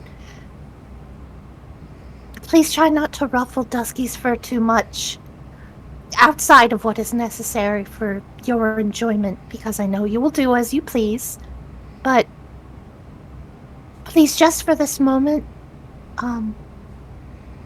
please try not to instigate him. He replies back, "I have never instigated him.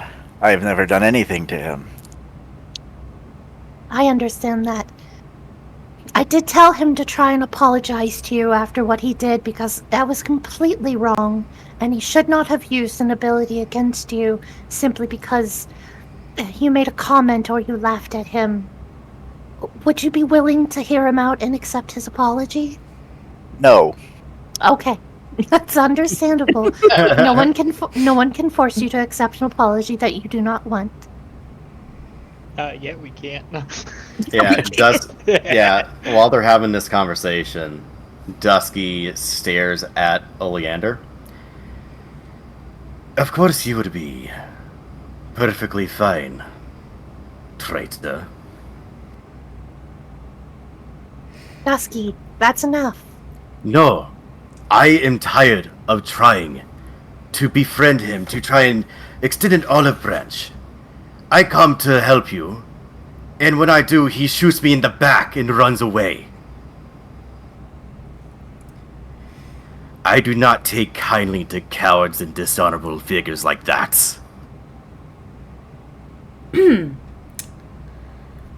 You hear a clearing of a throat as this high elf looks to everyone and goes, I see that this morning has been quite... Did you just open a soda in my presence, you bitch? Yes, I opened my Commoners. sugar lemon Can I get lime. up a cold These one? commoners, I tell you. Anyway, she looks towards everyone and says, I see that you all have had a very eventful morning. Now, I'm trying to say something for a good bit here. what's up? Trying to say something for a good bit here. I Just know. waiting for everyone What? to get. While all this is going on, and they ask, "Is anyone hurt?" He pipes and goes, "I'm on the verge of having a panic attack. Can I step out of here and get some air?" You are not feeling well, and neither is Lord Dusky, correct? Is she saying it to him or to, To both of them. Essentially, both like, of them. saying this out towards everyone. Correct? I'm just very shaken, but yes. All right, then. he's just staring daggers at Oleander. Lord Dusky, you are injured, correct? Si, senora.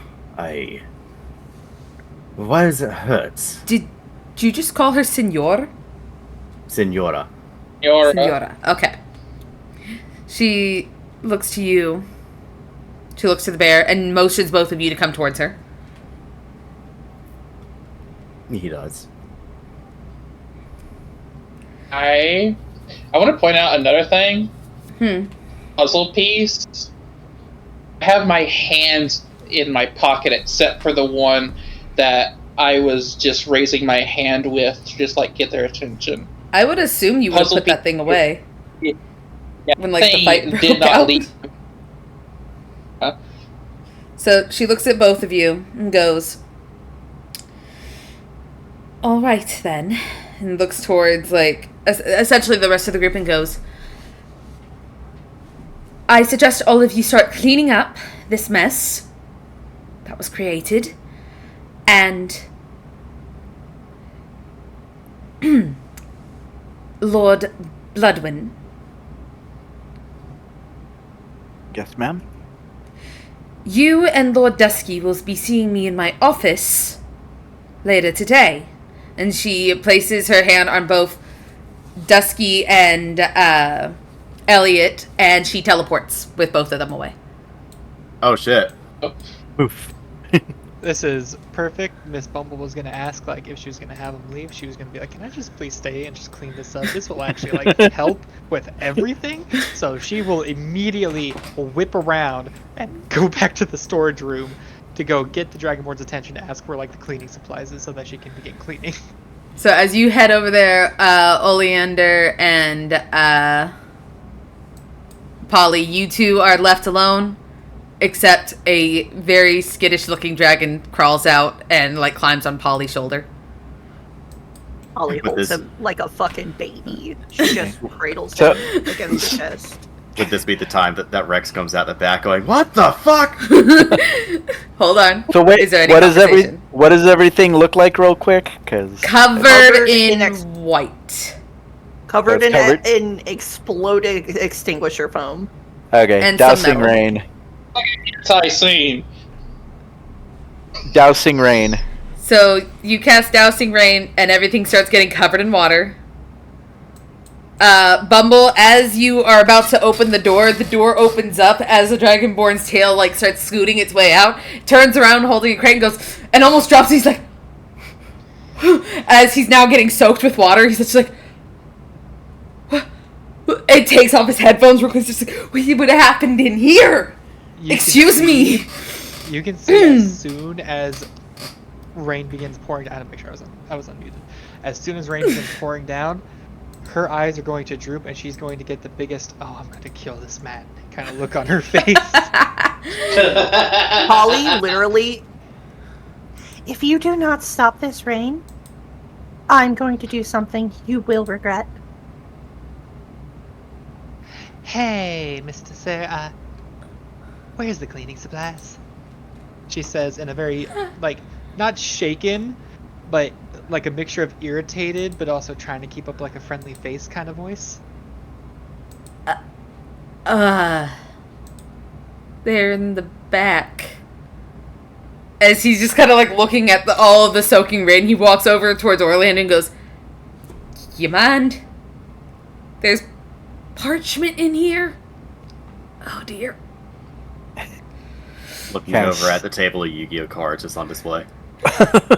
Bumble is going to be Magic the grabbing Gathering any card. cleaning supplies, and she's going to make her way back out. She's not going to say a word to anybody. She's just going to be getting cleaning and cleaning very in-depthly.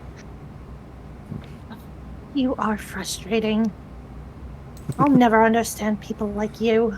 And then she goes over to the back and grabs like a push broom to start like pushing the foam and stuff into a more manageable area. The foam and Yeah. the water, so that way they can start mopping it up and cleaning everything. Oleander, So- do you dispel this? Oleander dispels it and moves and opens the door so that everything starts draining out.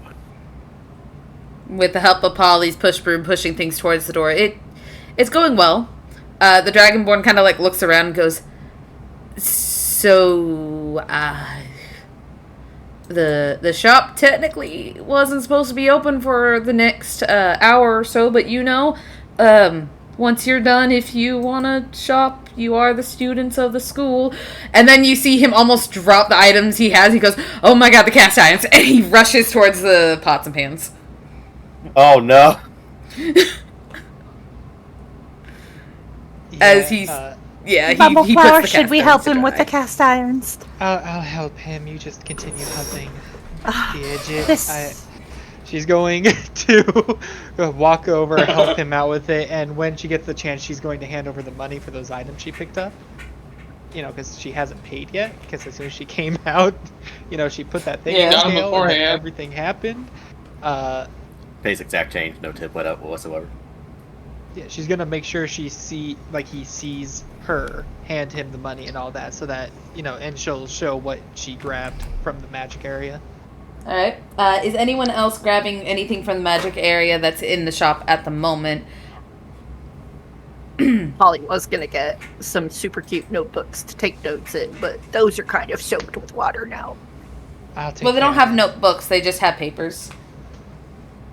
The Parchment. notebooks are in, like journals and stuff would be where the clothing store is and the school supply store is.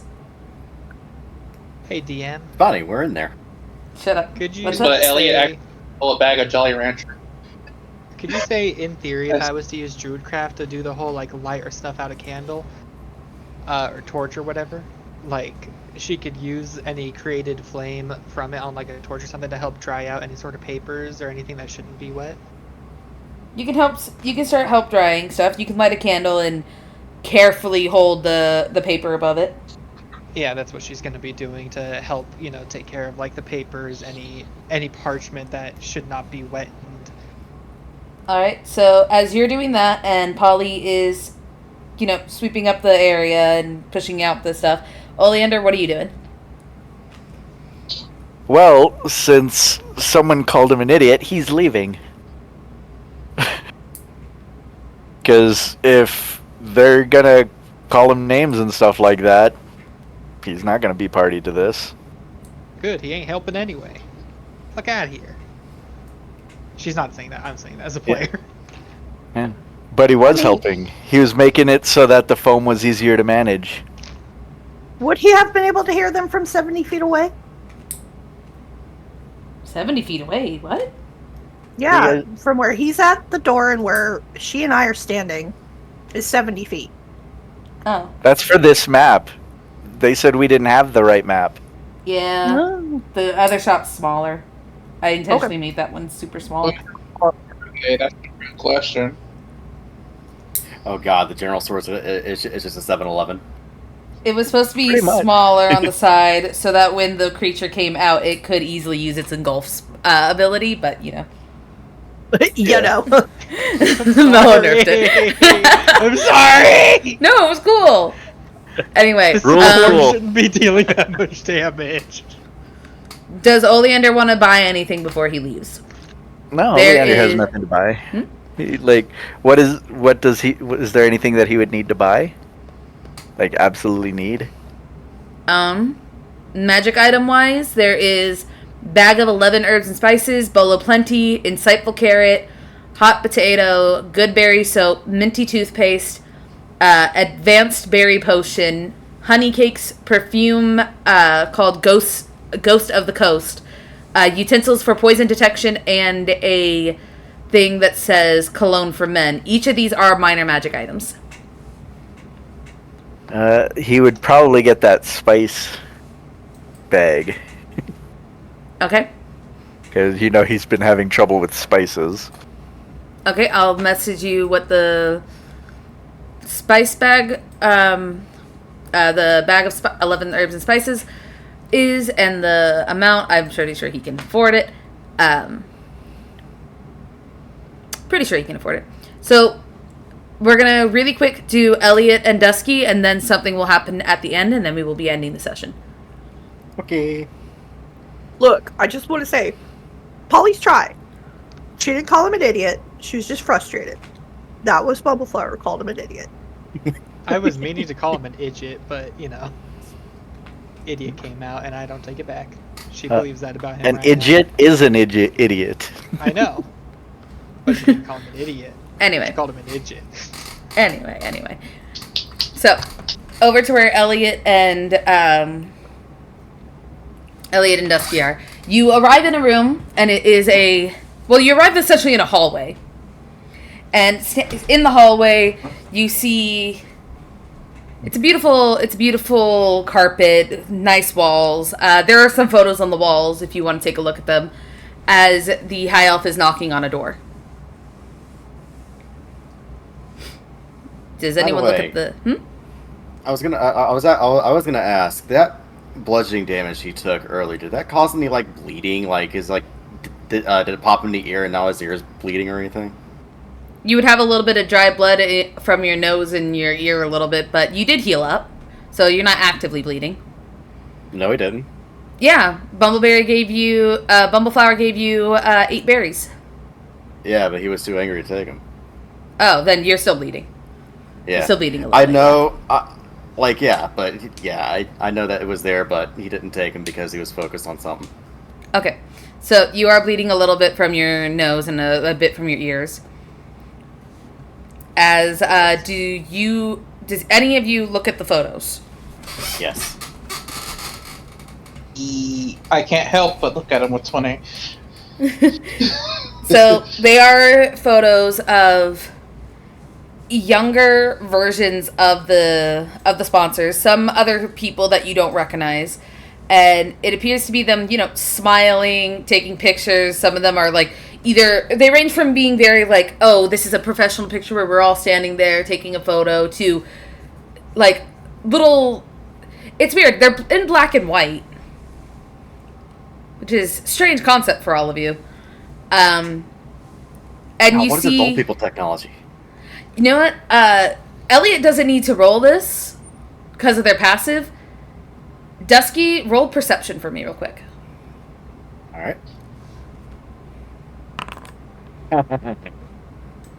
6. Dusky, don't see this. But Elliot, you do. You catch an image of what appears to be the high elf sitting underneath a tree on a bench. Yes. No, what the fuck? You good? Go on. What I'm else fixing is to in not. the bags? I'm fixing to not say anything if you're gonna be like this. Anyway, you see the high elf sitting down as she's like reading a book, and you can see the sea elf is taking the photo. In a very, I'm taking a selfie, so my forehead and stuff's in the way, but you can see everyone else. As you see the mammoth teacher, kind of like behind her, looking like he's about to give her something. And behind his back, you can see there's like a little flower. Aww. With a small caption saying, "Caught him."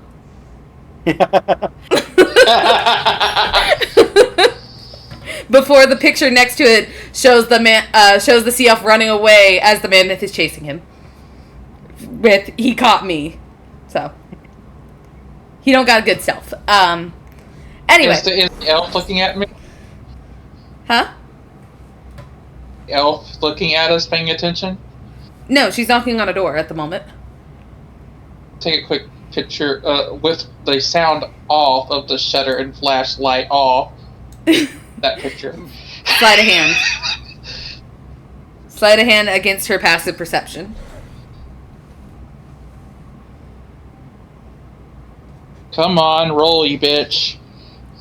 God damn it, froze up. Make it good. Make it good. It's a plus 10 to my sleight of hand. Could I see what he's doing and give him advantage with the help action? If you want to stand in the way, yes. Yes. Dusky's gonna like casually just like stand in between Elliot and our sponsor, kind of looking at the photos, and he's like kind of blocking the view of it. Merciful What'd you say, DM, can you roll for me? My tablet's being dumb. Yeah. Oh, merciful DM. Sleight of hand. At advantage. 10.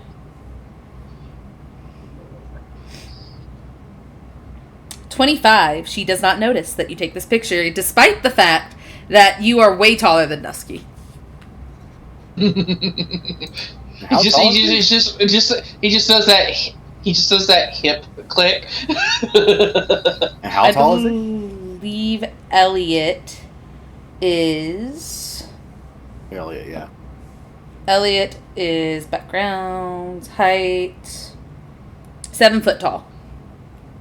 Not that tall, or like 11 inches. He be tall.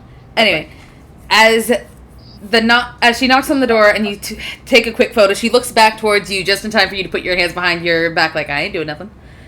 As the door begins to open, you see Polly's sponsor open the door. She has like robes on as she's rubbing her face as she looks at you all and goes, "Good morning. What's happening?" Looks over at the other two and goes, "Oh, students are hurt." Dusky Come on immediately looks over, just very well, looking uncomfortable from the last time. See him first. He got the worst of it. "Come on in." She like moves and starts walking. You hear her pick something up and throw it towards the bed and goes, "Be decent," as she sits down at a it looks like a little sitting area. There's a coffee table and then a couple chairs. And you hear someone groan from her bed, just like, as they pull the blanket more. Now. Can I discern the voice?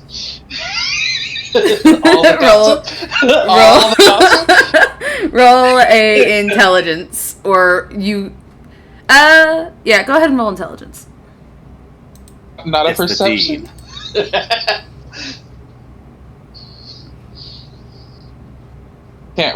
I can't roll my tab. The tab that I'm using. Yeah, for this yeah, I'm button. doing it. I'm finding an L8 sheet. Let's see. Intelligence check. Click. Is that perception or intelligence? 3. Intelligence to discern the voice. Oh no, that would be insight, wouldn't it? Yeah, it would be insight. 15. Goddamn Dusky! Anyway, 15. Dusky, you don't know who that is. You're a bit focused on the fact that your face is bleeding. I'm more As you're focused on sitting the fact down. that my ears are completely ringing. I could barely hear anybody around. I'm just one of those things where it's like he like opens and closes his jaw, and just like the tinnitus is just like coming in and out. He's like, oh. Ghost? Whisper or just tell you? Whisper. I want all the gossip.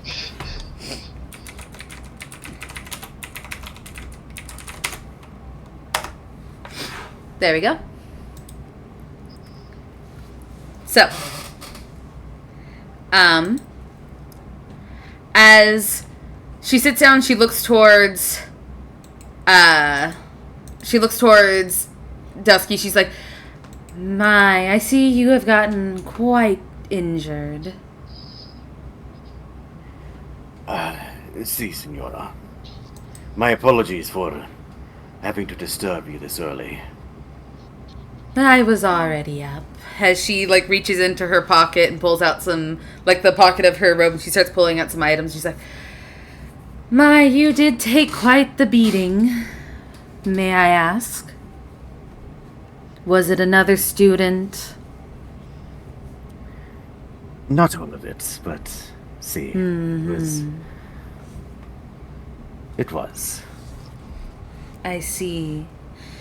We don't like fighting here in this school, and at least not with your fists or your weapons, unless a teacher is present and making this an official thing. Please keep that in mind for next time. I would most certainly do so. But what should I do when a student just attacks me unprovoked? Talk Well, I shouldn't say to your unprovoked, but still. sponsor or their sponsor and see if you can manage to figure something out, or perhaps maybe just hit them back. And then you hear the high elf go, she goes, "I mean, definitely tell the sponsor. Always tell your sponsor," as she is going to cast Cure Wounds on you. Unless there's no one there that can catch you. Eyes closed, eyebrows raised, and he like opens his jaw again. The tinnitus is going away. He's like, that ringing was getting annoying. Gracias, senora. May I ask who hit you?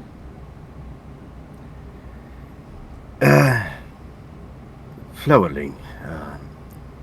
Oleander. I had some friends that were in trouble. Went to go help him. Called him a coward. And he decided to shoot me in the back. You see her nodding. As she gets up and walks over to Elliot and goes, "Are you hurt?" I am just. Hold on. 1, 2, 3, 4. Okay, here we go. She places her Just hand a- on your face and casts calm emotions. There. I was about to say, what are you counting your boo-boos? No, I'm trying to dial the tone of voice. Oh, gotcha. Sorry. There you both go. She walks over to the bed. 10 gold. As you see a red hand just kind of like move out from the blanket, place the money in her hand and curl up, and she's just like, "Sorry, the teachers make bets." And you see the high elf go, "We're not supposed to talk about that stuff to the students." He just raises an eyebrow. I'm gonna go collect the rest of my coin. And she starts walking down the hallway. I swear. Anyway, now that we're done with this... He just looks to his sponsor. Was there a betting pool that Oleander and I would fight? No, of course not. There was no bet that you two would fight. It was just... And then you hear the CL down the hallway. He threw the first hit! Damn it! As you hear like clanging sounds. I was so betting on the fucking cat. He grabs the freaking stuff. Starts paying his thing. I just want to say, your microphone peaked and cut out the yell. And say like he what or whatever you said. But we got the rest of it. Are you kidding me? The fucking flower threw the first hit. I thought it would be the cat. He gets his money out and starts paying his part of the fucking bet. They betted essentially who was gonna throw the first punch. It was very close that it was gonna be him this morning. Exactly. That's why the CL thought it was gonna be you. Yeah. So she looks towards both of you and goes, "All right. Well, you two have been fixed up, and I suggest you two go back to your dorms, wash up." And you see her kind of like pull out a handkerchief and starts cleaning Dusky's face from the blood. It's very unbecoming to have blood dripping out of your face. Now. My apologies, Senora. I shall go clean up at once. Yes, and you and Oleander, when you get to class, will see me afterwards. Si, Senora. You're in trouble. And he kind of he kind of expected this would happen, so it's not like he's looking ashamed or anything, but more like gives a respectable bow to that. He's like, he knew it was coming, so he's going to take it. You two start following her on the way out, and as you're like chuckling to yourself, Elliot, he's in trouble. The dean kind of opens the door slightly and goes, "And you will be talked to Mr. Lightwood."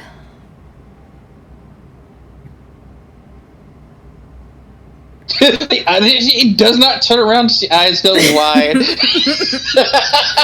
Dusky kind of gives a pause at that, looks to Elliot and go, "I thought your name was Duskwood." Anyway, and then he squints at you. as you leave, as soon as the door closes from the teacher's apartment, and Oleander, you have made your way out into like the city area. The little town shopping area, all of your phones go off.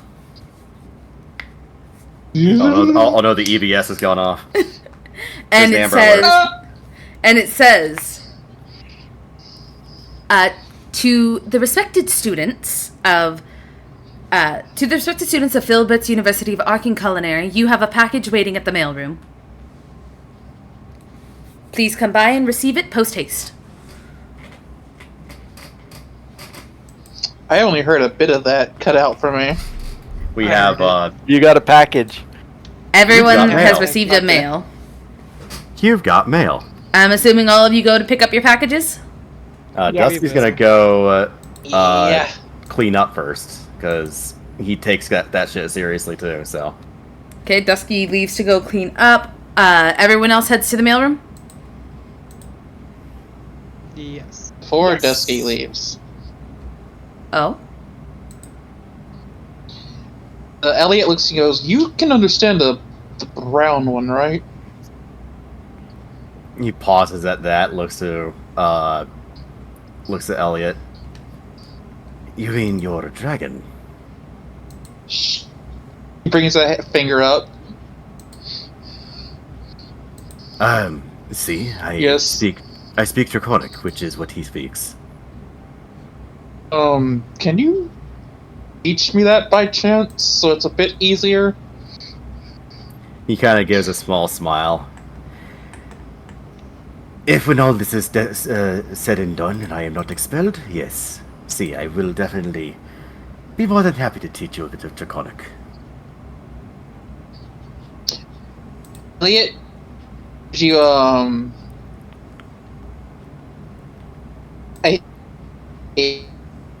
Oh, you're cutting out. contact information just in case you are expelled, because it would still be helpful.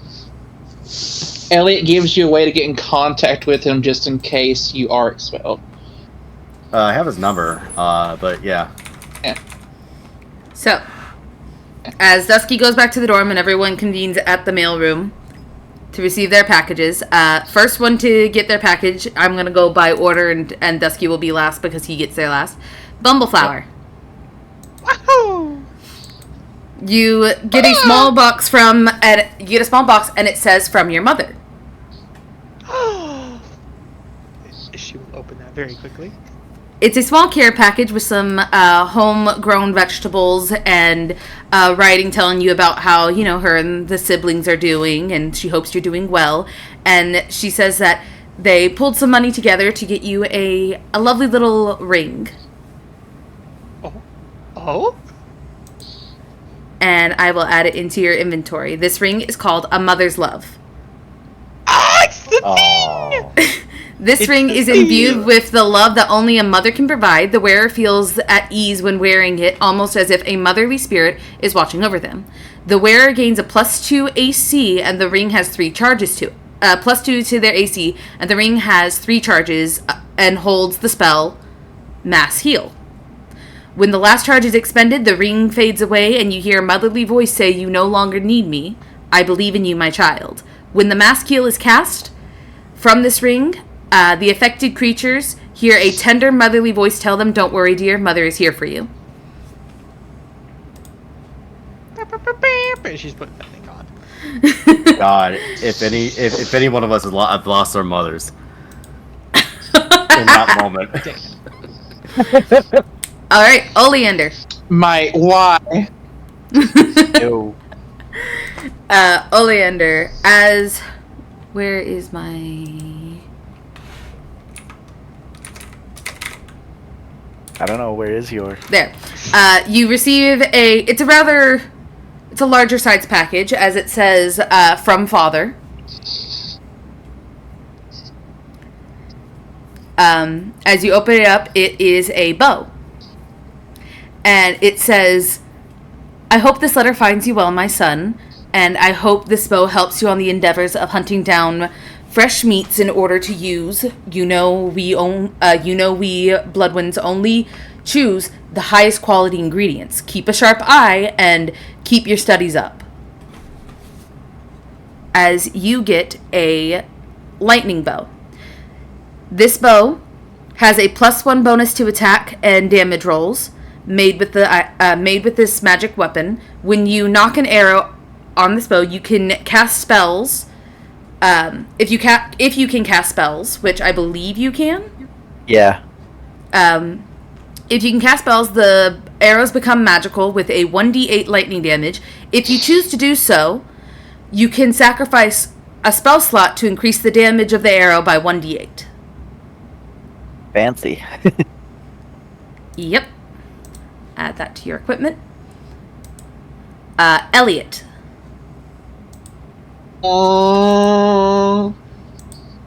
It's a mega jar of honey. It's the biggest jar of honey you have ever seen. I'm joking. You could bathe in this bitch. To be honest, I was really tempted. It's actually a bathtub in the shape of a jar of honey. It's a jar of marmalade. It's one of those Winnie the Pooh jars that just has honey on the side. It's just massive. Let me find yours. It took 3 Goliaths to bring it in. Because, I'm gonna be honest, I grabbed these items and my brain is kind of blanking on what I grabbed for you. So I need to go look through my things. They grabbed me a box of coal. It is a package that is also a care package to you. It has homegrown things. It has a couple things from your room where you can decorate and such. A letter from your parents telling you that they are so proud of you for this amazing opportunity that you have for, expanding the business, getting the name up there. They hope that you are doing so well in your courses, and that they scrounged up some money and bought you this wonderful item that can help with really selling it. And you open it up and you see this orb. It is essentially Jawbreaker size. And at first it seems like a gem. Closer looking, you can see that this is a petrified honey, a magical item. Sucking on this stone-like Jawbreaker for 10 minutes releases a sweet honey taste, giving the user silver tongue. Gives advantage on charisma checks for 1 hour. And the side effect is everything that you eat or drink kind of tastes like honey. Oh no! Oh. Hey, you know what that means? Tastes like honey, or is... No, it tastes kind of like honey. You know what that means, Ghost? Equip this. Now Elliot, whenever he's in his business school, can tell people to fuck off in a fancy way. Polly, I was really excited for yours. Yay! That also is a little dependent on what we're doing at the time. If we're in a cook-off or whatever, it'd be kind of bad because most chefs taste their food. So, Polly, this one is from your parents as well. It essentially says, "Greetings, daughter. We hope this letter finds you well. We hope that your studies at the university are treating you fondly, and we hope that you are spreading a good name for the crumble bottom industry. And it is a small care package of some of your room's things so that you can decorate. And you see a whisk in there, one that you haven't seen before. As they say, we hope this item helps you along in your journey. This is a whisk of concentration. This whisk gives you the ability to essentially, you can only cast, one spell per turn and such. But if you cast a concentration spell on one round, you can choose to cast a second concentration spell on a second round. It cannot be a duplicate of the spell, and when you get hit, you must make 2 separate con saves. Max, oh my god, I've been dying to do spiritual guardians and spiritual weapon. That's so great. That's cool. This is so great, Max. Oh, thank you. She's immediately gonna run back to her dorm and start writing out a thank you letter. Dusky, you pass. Yeah, you pass Paul. You see Polly run right past you, super excited. Is everything all right? You look excited. Yeah, I got a letter from my parents. It's a really cool gift. Gotta go buy. He just gives a small, heartfelt chuckle as she just excitedly runs off, enjoying the adorable view before he continues on his path. And that is Dusky. This one is so nice. And Dusky. See. Where is your... some Yao Mix. You get some really top-notch, no, you get a package, and the package is, on the longer side. As you begin to open it up, you see a letter. Friskies too. There's multiple different letters in there. There's one from your parents, and then 4 other ones from the siblings, because none of them could, in fact, share one piece of paper.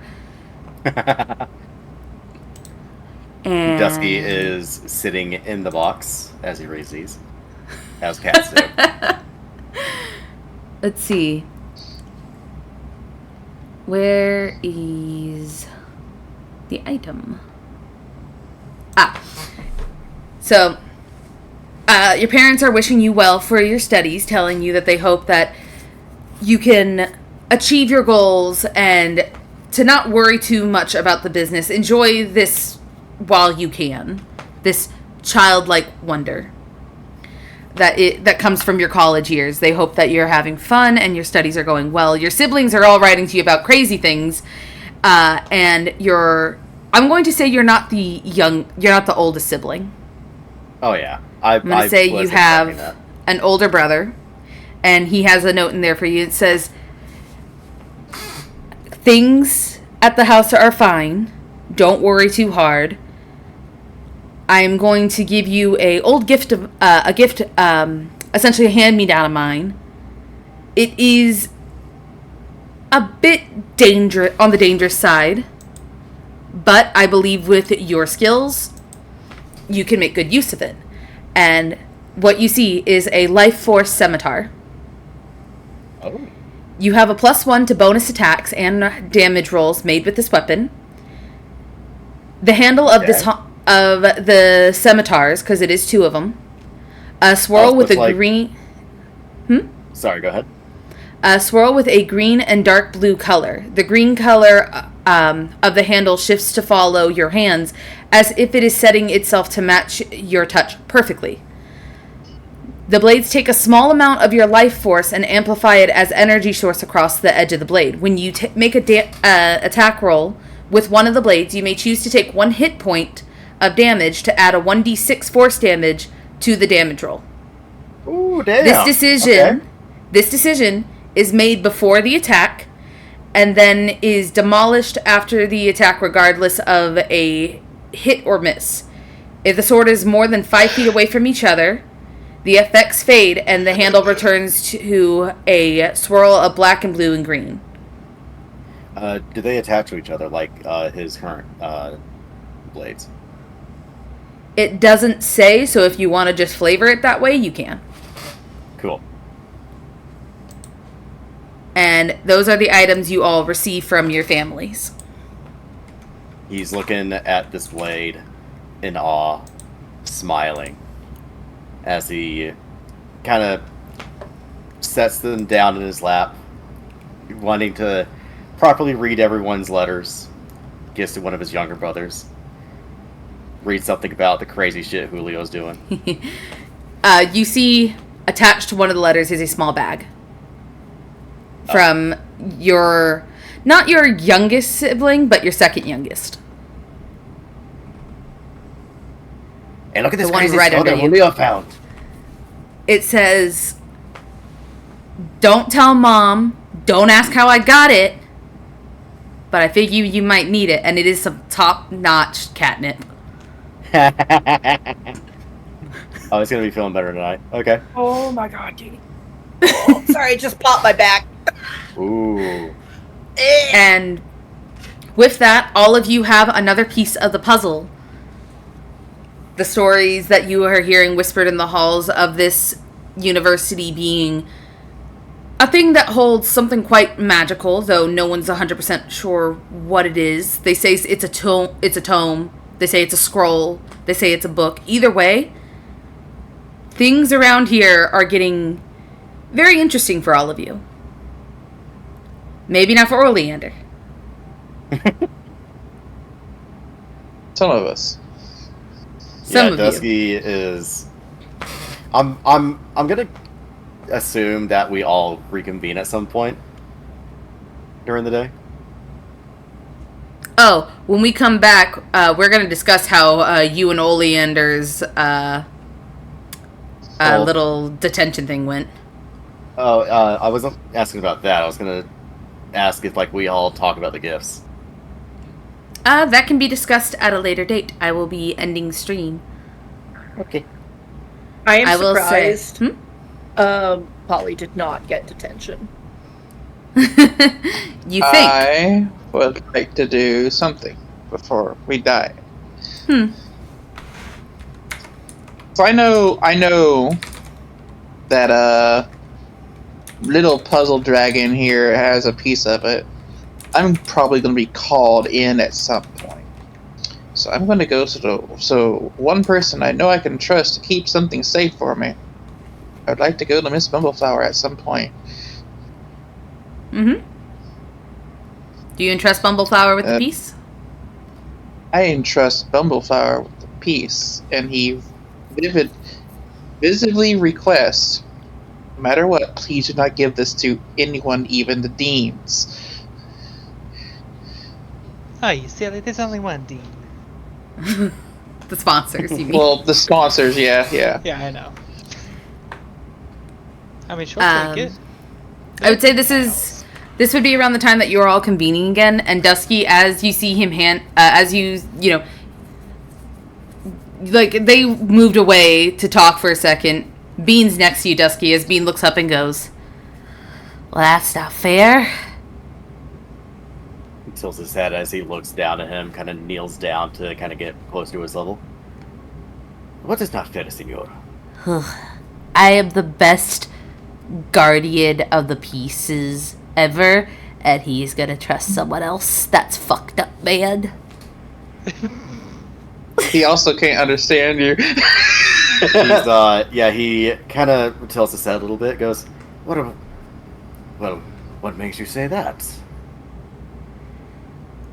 He looks at you and goes, 'cause he's giving it to the fucking buddy.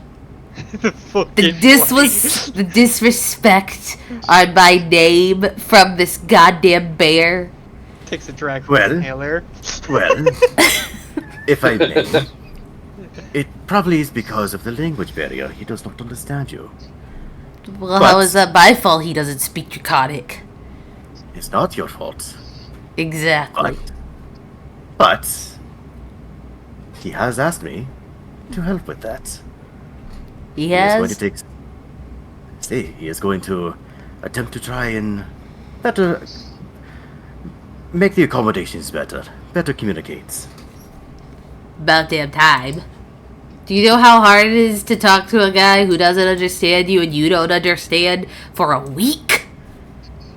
I have been working in the hotel restaurant business for several years since my childhood, yes.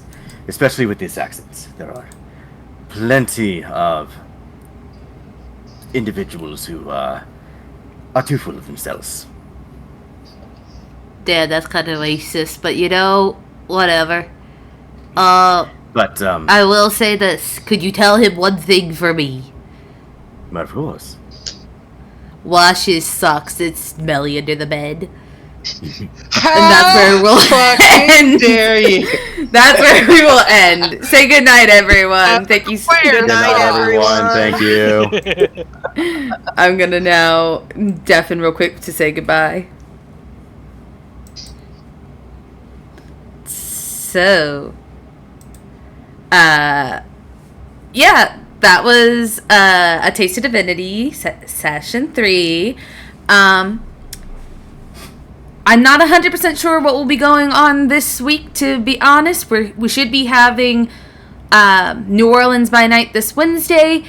Tuesday, check out Mellow the Fairy. He is hosting his D&D stream, which I am a part of. I play Lumora. And Bila will be there too. They will be playing Clover. And I guess Ghost will be there. I guess Ghost will be there playing Rivet. But anyway, we hope to see you again. Hopefully this Friday we will have our wonderful game of Pathfinder, and who knows, maybe before VTM I will stream something. But I hope you all have a wonderful night. Stay safe. We love you. See you next time. Bye-bye.